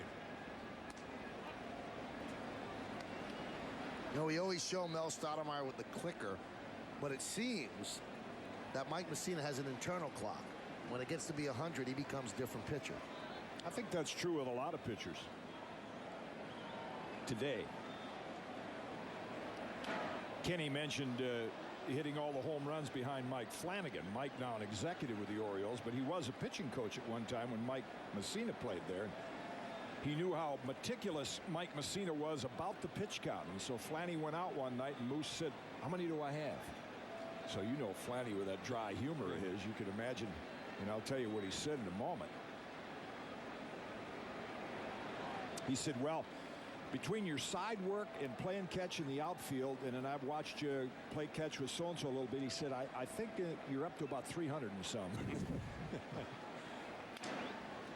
Grounded to second base, Cano.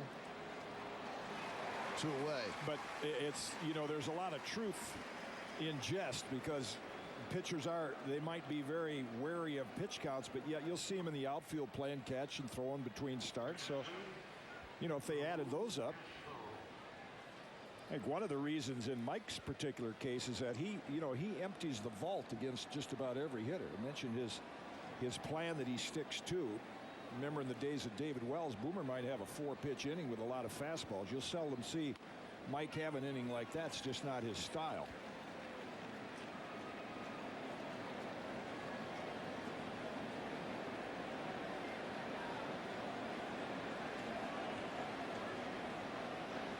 The 0-1. High fly ball, right field. Sheffield's there, and he puts it away for the final out of a 1-2-3 inning here in the 6th. At the end of 5.5 innings of play, Mets 5, Yankees 2. Flies and 2 Yankee errors in the 2nd inning. The first time a National League team has had 3 sacrifice flies in 1 inning. Cliff Floyd, his solo home run in the 3rd. Beltran, his 9th home run of the year. Also a solo shot, but his 8th home run with Pedro pitching. Kind of amazing. Jeter, 2 for 2, a home run and 2 runs scored. And he led off the game with a home run. His 15th career leadoff home run. So that's where we stand right now. The Mets lead the Yankees 5-2 in front of a full house at the stadium. Bottom of the 6th, Matsui leads off. And Pedro misses outside, 1-0. It's unusual to say that, isn't it? Yes. Second time. Matsui grounded to first and walked. And there's a strike. And Matsui has all these consecutive games played during his career, and you know the effects of DHing. We mentioned it's like a half a day off. Right. So he might be when he returns to the outfield, his batteries will be well charged, despite the fact he's been in every game. Fly ball left field. Cliff Floyd is there. 1 down. They check with him daily to see, obviously he was healthy. He'd be a terrific player in the field. Looks like Tanyan Sturtz might come in to pitch the 7th, but the thing that keeps him from playing the outfield is that right ankle. If he had to make a throw, that's the ankle he would brace against, and then the chances of re-injuring it. And so staying fresh as a DH has agreed with him quite nicely. It has posed some problems for Torrey because Torrey does want to give the guy up at the plate a day off out of the outfield, but he has very few options. And he would also like to give Gary Sheffield a day off. But without Matsui available, he doesn't really want to weaken the outfield offensively.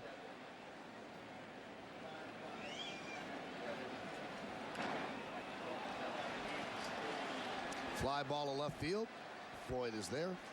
Well, you can say anything you want about Pedro losing his fastball and the rivalry between the Yankees and Pedro and the animosity, but I'll tell you what, if you're a young pitcher, watch him. This guy can pitch. I mean, that pitch there on the gun, 78 miles an hour. He could take a little off, put a little on. Again, like his last game against the Yankees, a couple innings early on, high pitch count, but now he's just cruising. Looked as though he got Matsui and Bernie Williams out on the same pitch. Pitch to Posada. 1-0. Let's see, Bernie might remember that high fastball that he saw the last at bat, and Pedro has that knack. He remembers the pattern from the last one. Good hitters, you'll switch it up. You get a 210 hitter in there, and you probably just pitch him one way all day long. But when you're looking at a lineup of established hitters, you have to have the ability to kind of change your pattern from at bat to at bat. Pedro does that better than anybody.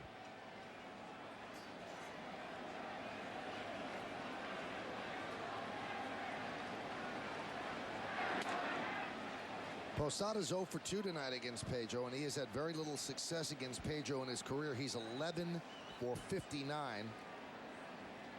4 of the 11, though, have gone out of the park, so 4 home runs. Grounded to first. Grabbed there by Minkiewicz, and Pedro has retired 6 in a row, including a 1-2-3 here in the 6th. We head to the 7th inning at Yankee Stadium. Mets 5, Yankees 2. Every time a Yankees pitcher strikes out an opposing batter, the Tri-State Hyundai dealers help strike out kids' cancer by making a donation to the Hope and Heroes Children's Cancer Fund and the Morgan Stanley Children's Hospital of New York Presbyterian. If you'd like to contribute along with the Tri-State Hyundai dealers, call 212-305-1420 and let's strike out children's cancer. New pitcher for the Yankees. Tanyan Sturtz takes over for Mussina. Less than a hit per inning and good control for Tanyan. He has been bitten by the home run ball a little bit his last few outings. He'll face the top of the order for the Mets. Jose Reyes, Mike Cameron, and Carlos Beltran. Reyes is 0 for 2. And he bunts foul and back onto the screen. The IO Digital Cable scoreboard has the Mets leading the Yankees 5-2, 6-0 for the National League New York team, 2-5-2 for the American League New York team. Reyes does have great speed. He leads the National League in triples with 8.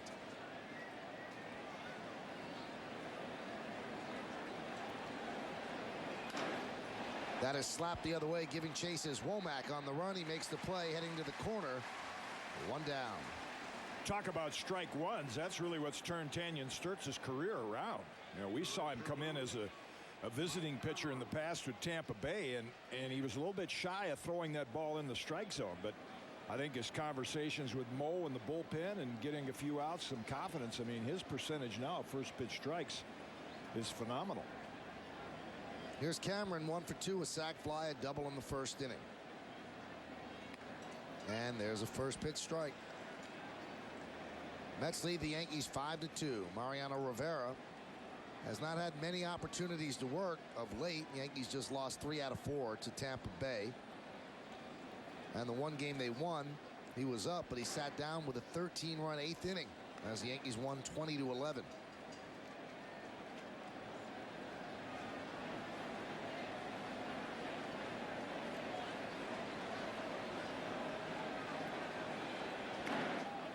The other thing that ties in with the first pitch strikes is that you get burned occasionally, but the percentages when a hitter opts to swing at the first pitch and put it in play, averages aren't very high at all.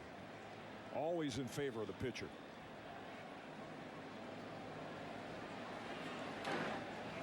Count 2-2. Sturtz throwing hard, 96 miles an hour. He has finally harnessed all that talent. Used to pitch for Tampa Bay, and it just wasn't there. Actually was let go by Tampa Bay, which really needs pitching all the time, but he has gone to Mariano Rivera University and just learned how to pitch. Trust his stuff.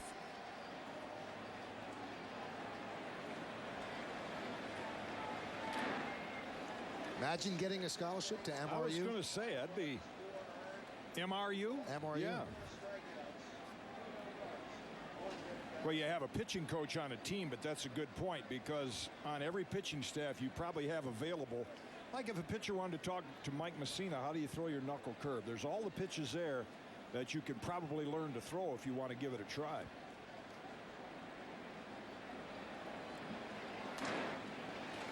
So he walks Cameron. One of America's most recognizable images, the blimp Spirit of Goodyear, is floating above, providing these high-definition aerial views. The Goodyear blimp has been a familiar sight above big games for 80 years. That distinctive horseshoe shape. It is the house that Ruth built.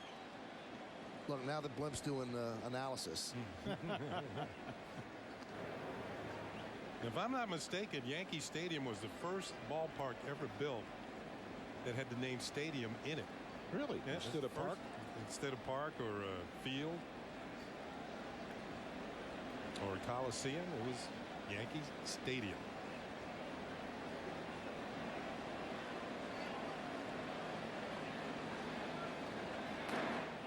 And at the time it was so mammoth, and he wanted to, Jacob Rupert wanted to outdo the Polo Grounds, so he wanted a stadium. And it is the third oldest ballpark in baseball, behind Fenway, Wrigley, and then Yankee Stadium.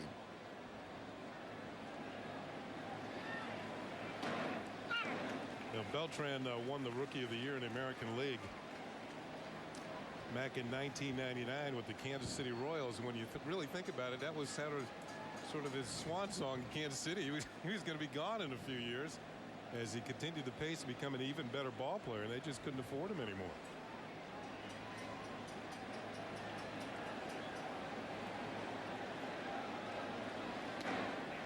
There's a strike, and the count 1-2. I mean, one thing I've always admired about Beltran was his ability to steal bases. And I think he has the highest percentage in baseball history of success.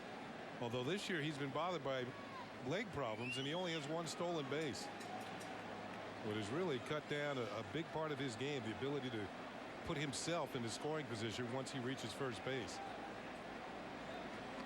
He has that effortless speed like Mariano does with his fastball. I mean, you look at Beltran when he's really has healthy legs, and he just glides along the ground. Rod Carew ran like that. Yeah. You didn't get the impression he was really running that fast until you tried to throw him out.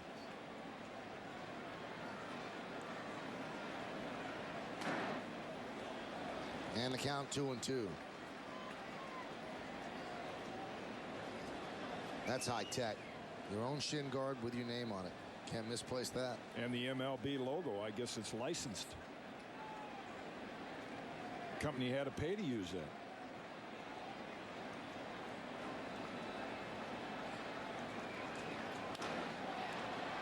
Lofted into left center, giving chase Bernie Williams. He's there. 2 outs as Cameron heads back to first.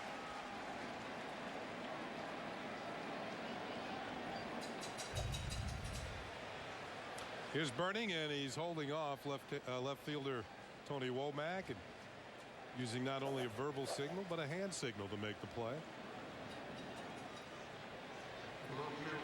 You know, we used to teach you to use hand signals when you're driving. Yeah. If somebody cuts you off, then you usually use your verbal signals. Or another hand signal. Yeah. Right. A lot of fans out there, most of them, I think, don't remember the days you rolled the window down, stuck your hand out to let people know you were making a turn. Jim, they don't remember rolling your window down. That's right. That's right. There's a strike to Floyd. Hey, you know, that's why we didn't have as many arm injuries. You roll those windows down, you build up your elbows and your shoulders. Oh, man. That's progress. 1 on, 2 outs, top of the 7th inning. Mets lead the Yankees 5-2, opening of the 3-game set at the stadium. There's a ground ball to Jeter. He'll take it himself. He steps on the bag, gets the force on Cameron, and that'll do it here in the 7th. No runs, no hits, no errors, and 1 man left at the end of 6 1/2. Get up and stretch. Mets 5 and the Yankees 2. While you're standing, remain so and listen to the voice of Yankee Stadium for the past 55 years, Mr. Bob Shepard, as we honor America here in the Bronx. Please rise. And please offer a moment of silent prayer as we remember the servicemen and women who are stationed around the globe. And please also remember all of those who have lost their lives defending our freedom and our way of life. And now, please join Kate Smith as she sings God Bless America. Studios with this Tri-State Quality Ford update. The Orioles making a comeback against the Braves. Top 5, Brian Roberts. Solo shot off Kyle Davies, his 12th of the year. Makes it a 7-5 game. So the O's chipping away. They'd like to hang on to their lead in the East because the Red Sox are charging, leading the Phils 6-0 bottom of the 8th. We'll update you on the post-game show as Bobby Mercer and David Justice join me in the studio. But now, let's get you back to the Bronx. Thank you, Robert. Here in the Bronx, bottom of the 7th inning, and the Mets lead the Yankees 5-2, so the Yankees are going to have to rally if they want to take the first game of this Subway Series. Yankees won 2 out of 3 at Shea Stadium earlier this year, and now they'll have to do it against Pedro Martinez. The IO Digital Cable scoreboard, Mets 5-6-0, Yankees 2-5-2. It'll be Martinez, Womack, and Jeter. Beltran gets ready in center, and we are already here. And this is a 2 Martinez dinner right here. Pedro against Tino, and Tino's 0 for 2. Pedro has pitched economically tonight, just 85 pitches. Check swing, did he go? No, said third base umpire C.B. Buckner. Tino is 1 for his last 16, 4 for his last 45. Rip foul. He's been bothered by plantar fasciitis, which really is a debilitating injury, and there is nothing you can do for it except rest. And then it still takes a full year at times. Kind of the arch of the foot. That one's lined, but foul. Yankees really haven't gotten a sequence of things going against Pedro Martinez, with the exception of the first inning when he gave up the home run to Jeter, and then the Yankees got a couple of hits. Then in the third inning, Pedro walked a couple and gave up a hit, and the Yankees scored. But outside of that, he's been in control.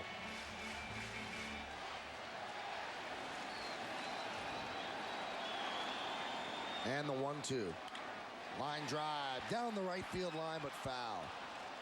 Not much room down there, but it got into the foul side of the right field line. Again, that's reading the bat. You saw Castro go out to the mound. He threw him an off-speed pitch. Tino hit it well. So what did he do? He took more off. So you probably see this time he's either going to take a lot more off or a high fastball. You know, and that's what makes him tough to time as a hitter, doesn't it, Kenny? He doesn't throw you the same speed or the same location. You can't get comfortable. Just missed. Takes the eye of a seasoned hitter to take a pitch like that with 2 strikes. And then be able to see another pitch. See Castro try and bring it back in, but Tino that was just high, maybe a little outside. Even if Tino doesn't get on here, he is taking pitches out of Pedro's arm. As Jim mentioned earlier, you get him over 100 pitchers, he does perform differently. And the Met bullpen is certainly not one of its strengths.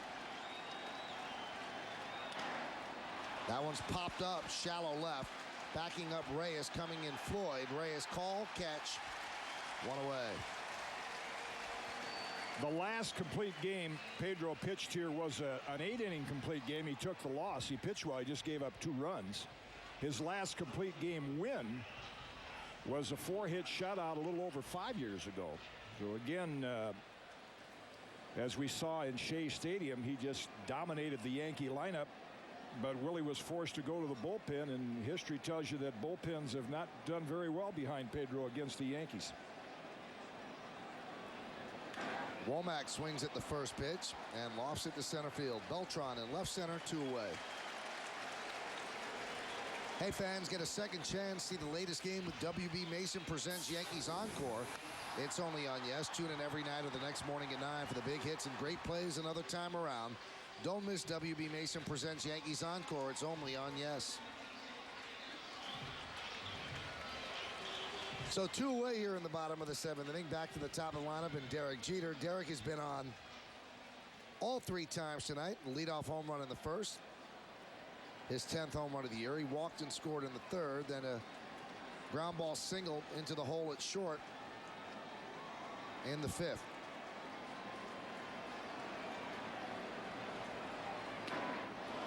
Pedro took something off that, and the count 0-1.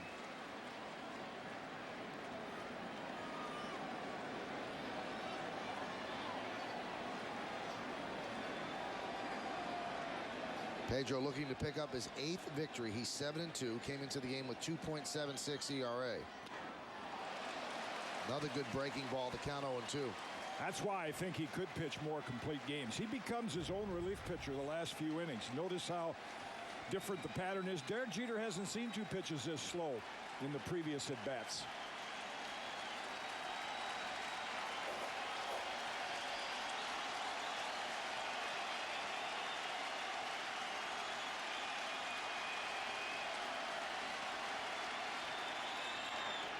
Tapped right back to Martinez.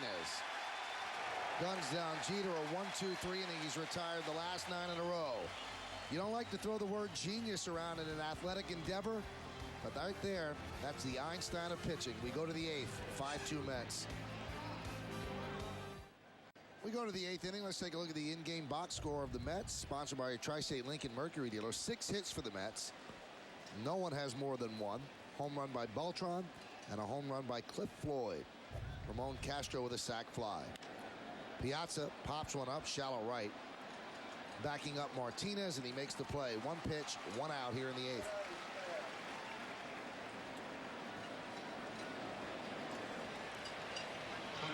Rick Peterson to the bullpen.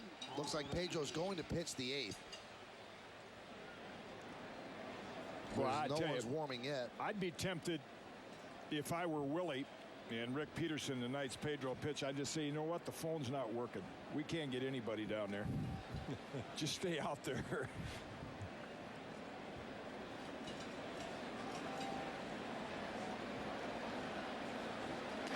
I talked to Willie a bit about that before the game, about, you know, making that decision. He said, and to his credit, he said the one thing, and Lou did this the other night and didn't change his mind. The worst thing you can do is ask a pitcher, how do you feel? Because pitcher's always going to say he feels good. And he said Pedro told him, you know, you don't have to ask me how I feel. He doesn't ask out of a game, but he said, I'll never give you any trouble when you come out to take the ball. In other words, you make the decision.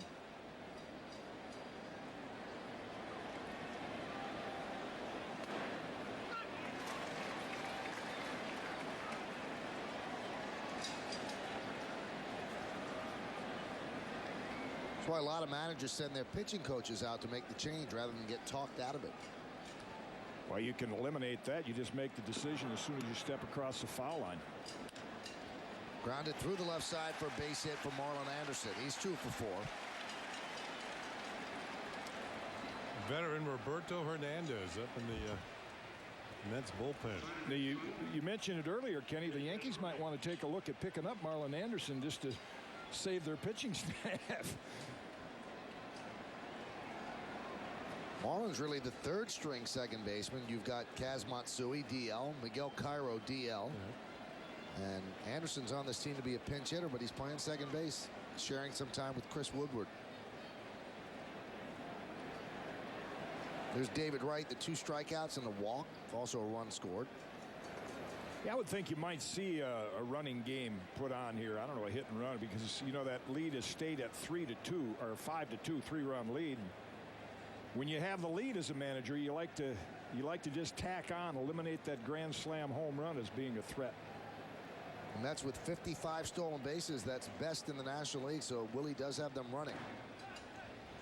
And you talked about Marlon Anderson and Chris Woodward, 2 players who Omar Minaya signed as non-rosters invitees to spring training. And they both made the club, and they're both making contributions. There's Chris Woodward. Last we saw him in American League, he was playing shortstop for the Toronto Blue Jays.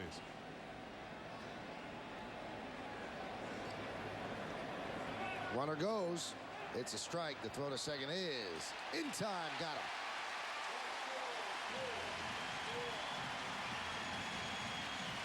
I'll tell you what, that was a good throw by Asala, because I thought that Marlon Anderson got a decent jump. Yeah, I didn't see if Marlon Anderson looked in or not. It's a look at our Lojak caught stealing. Let's see if he looks in. He doesn't, so that tells you it's a straight steal. I'll tell you, Cano's been very impressive in getting the tag down in a hurry. He had to move ahead of the bag, catch it, and put the tag down quickly. You know, if you just put your average garden variety tag down, that's the difference between Marlon Anderson being in. But watch Cano's glove. Looked like a matador, didn't he? Yeah, nice. And got the tag on his back just before his hand hit the bag. Tapped right back to Sturts. Underhands to Tino, and another good 2-inning performance by Tanyan Sturts. No runs a hit, and because of the caught stealing, nobody left. 6 outs to go for the Yankees. We go to the bottom of the 8th. They trail 5-2.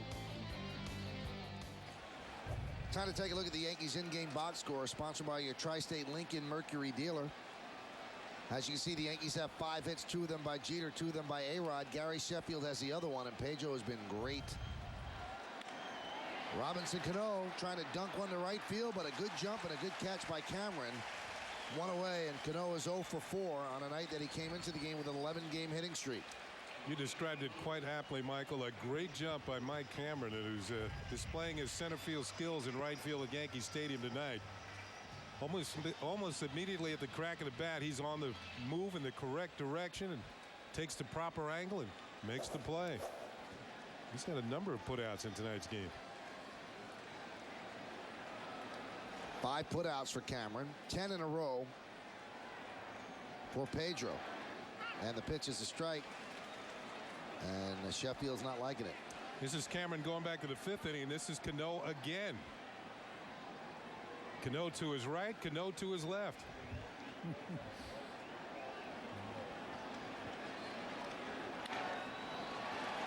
High pop-up, left field. Backing up is Reyes. A long run for him.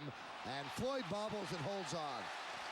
Reyes actually is too fast and went too far and got in the way of Floyd. Well, he probably knows he has to do that, because if you saw Cliff lumber at that, he just doesn't have the speed anymore. You see, it looks like Floyd's going to give up on it, and he gets leather on it, and I guess that's those basketball skills. He got the rebound. Well, if you look where Reyes ended up, he was in fairly deep left field. You know, I think back to the days when Floyd was with the Montreal Expos. He wanted to be an outfielder. But the problem was they had Moises Alou, Marquise Grissom, and Larry Walker. So he had to spend some time at first base. There's Pedro's reaction to the sleight of hand in left field. And all's well that ends well, I guess, as far as Willie's concerned. Speaking of Reyes going down the line, that's actually what I think helped earn a former teammate of mine, the late Zoilo Versailles, was the MVP in '65, and where he attracted the attention. Nobody could go down the left field line. Ground ball by A-Rod, and his 3rd base hit of the night. You mean in fair and foul territory? Yeah, I mean, he goes so deep in the corner, but to see a shortstop with that kind of speed, we've seen Jeter do it, but years ago it was an exception. Willie checking the matchups. He did not have Ring Royce, a left-hander, on the active staff the last time these two hooked up.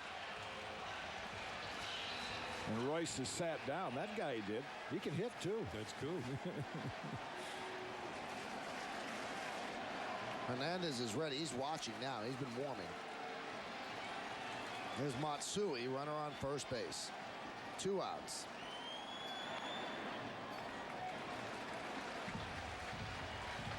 Matsui tonight 0 for 2. That walk in the 3rd inning.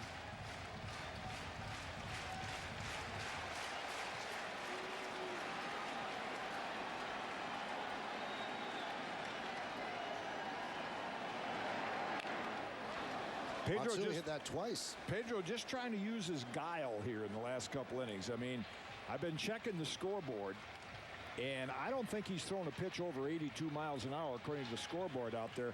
The last 4 outs, you saw the 3 slow hooks to Jeter, but yet a hitter knows if he gets into a crunch time situation, he probably still has 1 or 2 of those 94s left that he can throw at the right time.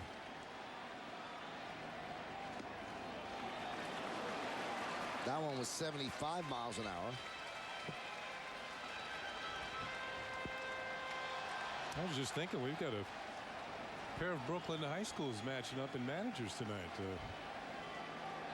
Willie went to Tilden, and Joe went to St. Francis Prep. That one's hit deep to center field. Going back, Beltran on the track at the wall. He makes the play. Final out of the inning. Taking an extra base hit away from Matsui and gaining the approval of Pedro Martinez. Beltran, an outstanding center fielder. He showed it right there. Yeah, he hits for him, and he also catches for him. Hit the wall pretty hard, but he held on. Sliding down triumphantly.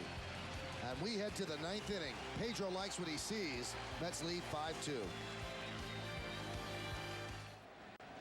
Top of the 9th inning, the bottom of the 8th inning ended with a great play. Well, we've talked about how Carlos Beltran hits home runs when Pedro pitches, and here he took an extra base hit away from Hideki Matsui. That would have brought Bernie Williams up representing the tying run if Beltran had not made that great play. So he watches from the dugout as Doug Minkiewicz will lead off, and Paul Quantrill comes on, 3rd pitcher used by the Yankees. 5-2 Mets lead. And there's a strike from Quantrill. This is real speed. And you notice the padding give way. Years ago, there was no padding on the walls of the outfield. And I think nowadays, because of the padding, you see better catches at the wall by outfielders, because outfielders in the days gone by were kind of reluctant to crash into walls. Injure shoulders and concussions and whatever. Now, one thing about the padding, it's better than running into a concrete wall, but it's hard because there's a concrete wall behind that padding. But you notice that Beltran did hit his head on the wall there and still came up okay. If they'd have had padding back in the 50s, Pete Reeser might have been a Hall of Famer, a Brooklyn Dodgers center fielder who kept getting hurt. Concussions running into the wall. And Bobby Valentine may have been able to realize his potential as a player. Shortened his career. There you see the numbers on Quantrill. A lot of hits, not many walks. 2-2 outside. Before I get in trouble with the Ring family, I said Ring Royce. It's Royce Ring. I just call him Rolls.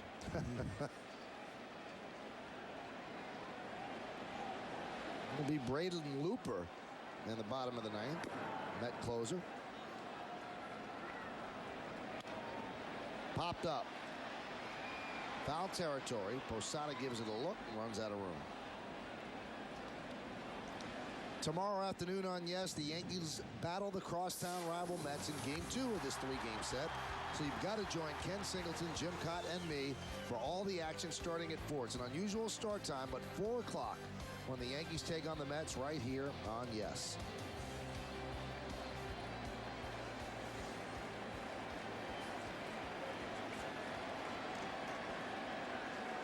And the 3-2. Sliced the other way, giving chase is Womack on the run. He can't make the play, and it bounces into the stands for a double. So Minkiewicz, who has been struggling, is 2 for 4 tonight. Couldn't be a better situation for Willie Randolph. He gets Minkiewicz to get a double, and he's got his backup catcher there in a spot where, in all likelihood, he'll try to sacrifice him to third or move the ball the other way. It's slicing toward the line, no chance for Tony Womack, and then that side spin hop gives him a ground rule double.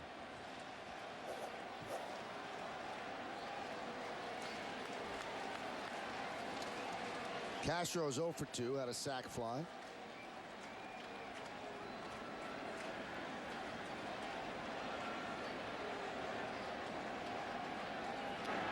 Not bunting, and the pitch is outside 1-0.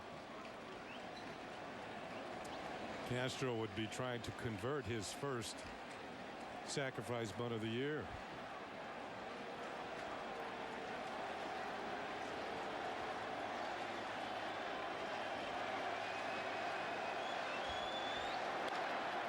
Does the job, doesn't get a sacrifice, but hit it the right side, and that moves Minkiewicz over to third. Nice piece of hitting, good situational hitting by Castro. That'll force the Yankees bring the infield in with a speedy Reyes. And Quantrill not a strikeout pitcher, so it really increases his chances just slapping it on the ground and picking up a base hit. Yankees have double-barreled action in the bullpen, a righty and a lefty. You've got Scott Proctor, hard-throwing right-hander, and Mike Stanton, the left-hander.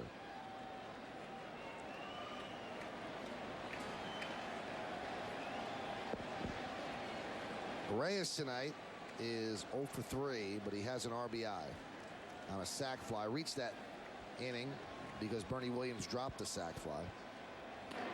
There's a strike.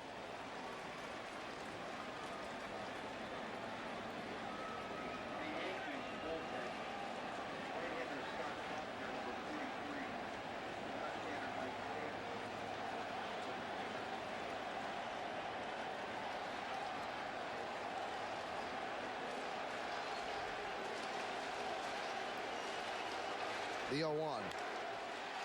Lofted to center field. That will, of course, get the run in. Bernie Williams drifts back. He'll make the play. Minkiewicz tags, and he'll just low palm. It's a sac fly for Reyes. And a big run for the Mets insurance-wise as they lead the Yankees 6-2.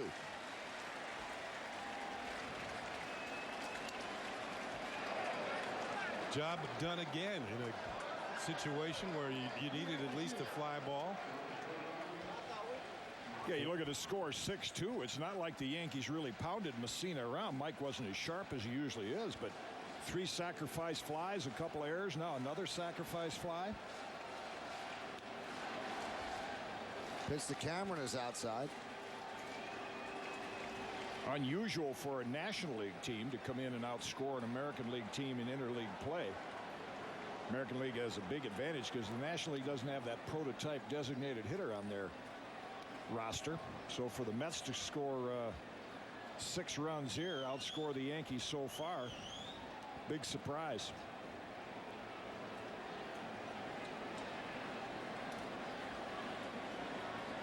You know, the Mets might be in better shape DH-wise than most National League teams because Mike Piazza is a prototypical DH. Right.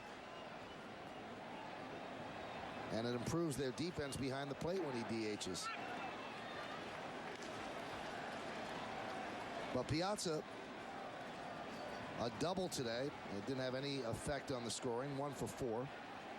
This game's really been about Pedro and the little ball the Mets have played.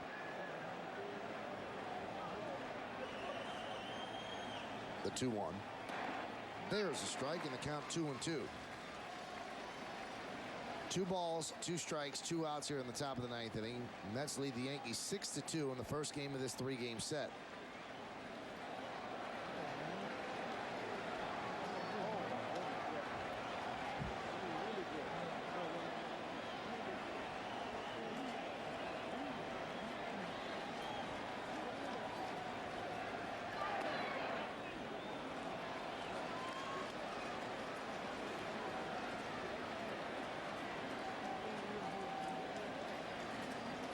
Talk about security for the Mets. Having Pedro every 5 days and having New York's finest sitting right next to him. 3-2. Driven out to right field and deep. Going back Sheffield in front of the track. He'll put it away for the final out of the inning. But the Mets get an insurance run. 1 run, 1 hit. No errors and nobody left on base. Pedro will watch the bottom of the 9th inning from the dugout. Yankees have 3 outs to make 4 runs. Can they do it? Last licks coming up. New York Yankees Baseball on Yes is brought to you in part by the critically acclaimed show Rescue Me. New episode Tuesday on FX. The all-new 2005 Jeep Grand Cherokee, the off-road legend, continues on road. And by Avis, the official rental car company of the New York Yankees. Avis, we try harder, and the Yankees are going to have to try harder as this Subway Series Game 1, Part 2, is in the bottom of the 9th inning. And they'll have to do it against Braden Looper. So, in one way, they're thrilled that Pedro Martinez is not on the mound, but Braden Looper's had a pretty nice stretch as a Met closer. Yeah, he has saved his last 14 opportunities. 27 games, 2-2. You can see that picked up 15 saves overall, but his last 14 consecutively. You notice by the numbers on there, Kenny, that they're not Mariano-looking numbers. 26, he gives up a fair amount of hits, and he's not a combination of power control, so guys make contact against him. Here's a scouter, but he's a shocker. Met fans someone would say that's still true. Yeah. But he pitched for Wichita State. They're known as the Shockers. Bernie Williams takes pitch high. And he was a first-round pick of the Cardinals, and he had a fantastic first impression in the major leagues.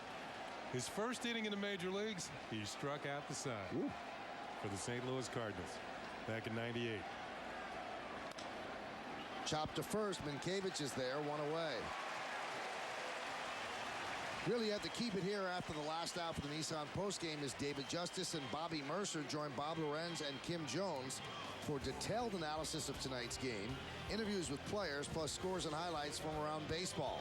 The Nissan postgame immediately following the game. That's right here on Yes.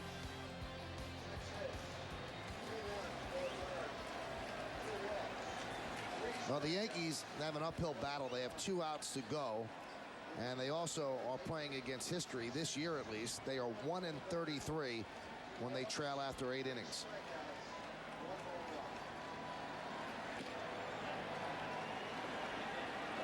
And the pitch to Posada is outside. And the only win was the Giambi walk-off home run against the Pirates. Yeah, and it puts a little heat on the Yankees to win the next two and win the series. We pointed out before the game that all the attention is, all the news right now is kind of negative because of getting beat by Tampa Bay 3 out of 4. But yet with that 6-game winning streak, they're still 7-3. They lose tonight, they're 7-4. You win 2 more games, that's still a decent homestand. He'll pitch Sunday night. And Posada walks on 4 pitches.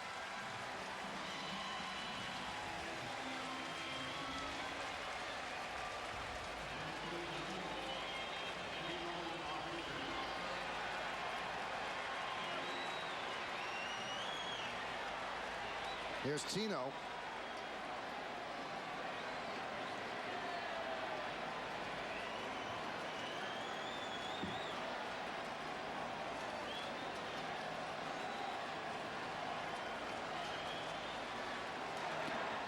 And there's a strike. Yankee fans might remember Looper.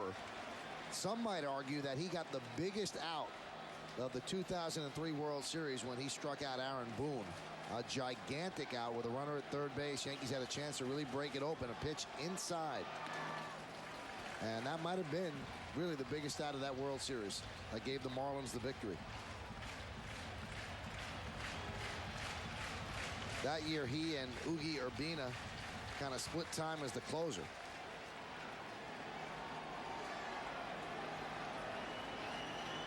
They are not holding Posada at first, and why would they? That run doesn't mean anything. In the count, 2-1.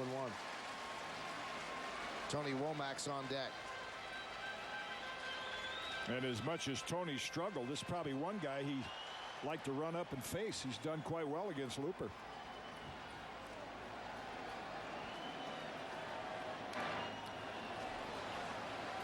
That's one you're kind of happy to get back if you're a pitcher. And the hitting woes of Tino, that points it out right now. Early in the year when he was hitting well and he got a pitch to hit like that, it was out of the ballpark. And there he got a hitter's pitch and fouled it straight back.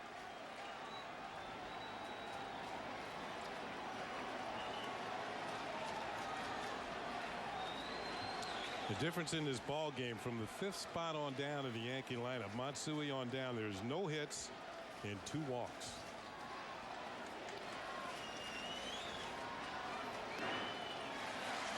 Incredibly, with Tino's struggles of late, at last glance, he was still leading the American League for first base for the All-Star team. And that'll be in Detroit later in July. The 3-2. Drill deep to right field. Going back, Cameron on the track, looking up. See ya! 2-run home run for Tino Martinez. And the Yankees are not going quietly. Mets now lead 6-4.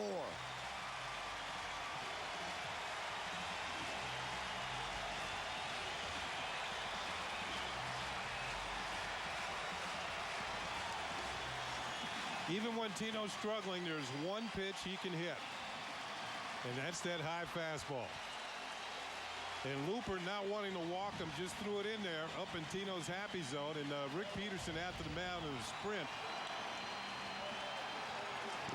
Most left-handed hitters are good low inside, good low ball hitters. But Tino, going against the grain, is a good high fastball hitter. And he jumps on one here, and the Yankees have 2 runs following the base on balls to Jorge Posada. Well, there's a good overhead look from the blimp. The last home run by Tino Martinez was on May 15th. It's been over a month, and that was in Oakland when he had 2. 13th home run of the year for Tino. So a quick conference for Rick Peterson, and Looper making Met fans sweat just a little bit. Here's Womack. Bunted, third base side, going to be a tough play. And Wright makes it. What a play by David Wright. And Roy White is arguing with Ed Rapuano, and so is Tony Womack. Boy, when you see Roy White get that animated, Roy's pretty calm down there. It was a perfect bunt and a great play by David Wright. Ed Rapuano had the closest look.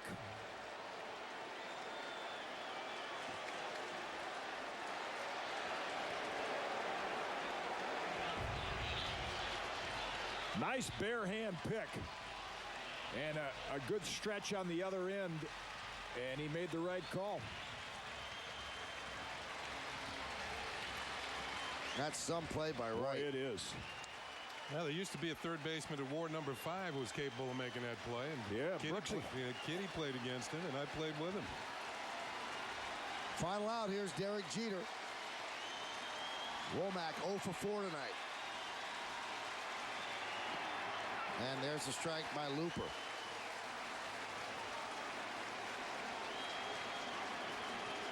Jeter's 2 for 3 with a walk, 2 runs scored, 10th home run of the year in the first inning. His 15th career leadoff home run.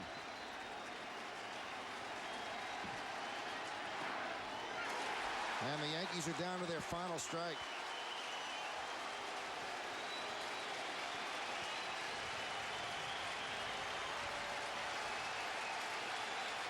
Crowd of 55,297 at Yankee Stadium. 12th sellout of the year. Most of them have hung around.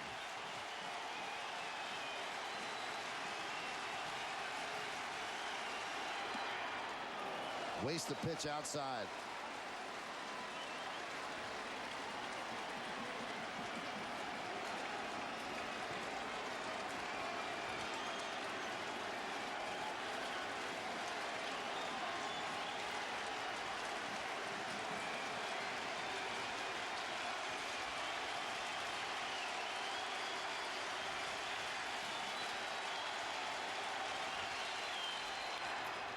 And Jeter keeps it alive. A single to right field, and the Yankees will bring up the tying run. And boy, that run in the top of the 9th inning now looms very large.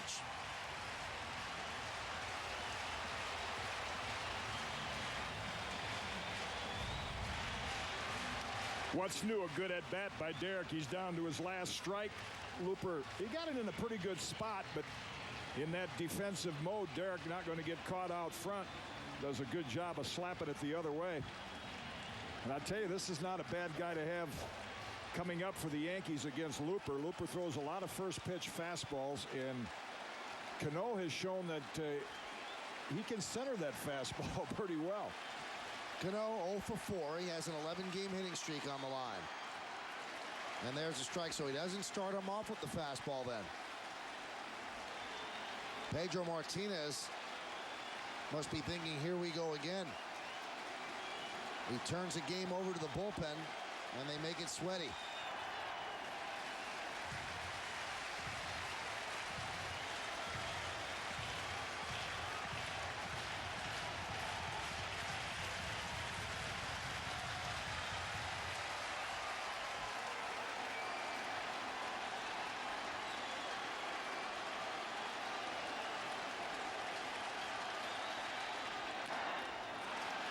Going to be a tough play. Marlon Anderson charges, fires, got him. And the Mets win the game 6-4. So the first game of the second edition of this year's Subway Series goes to the Mets. Pedro Martinez pitched 8 brilliant innings. The Yankees got sloppy in the second inning, and it cost them as the Mets beat them 6-4. And a couple of nifty infield plays in the last inning, and Beltran's catch in the 8th inning. So the Mets got the better of everything. They pitched a little better, they hit a little better, and they played better in the field. And after the Yankees won the first 6 games of this road trip in a row, or homestand in a row, they've now lost 4 of their last 5. We've got so much more to come here on Yes. We'll come back, we'll give out the awards. You got the post-game show, the whole gang's here, so stick around.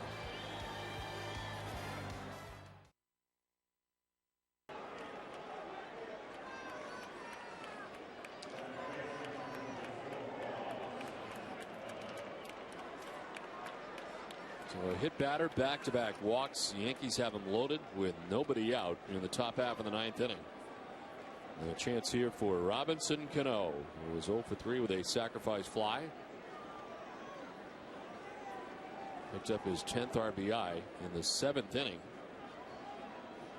Infield in all the way around for Boston as Lopez misses with ball 1.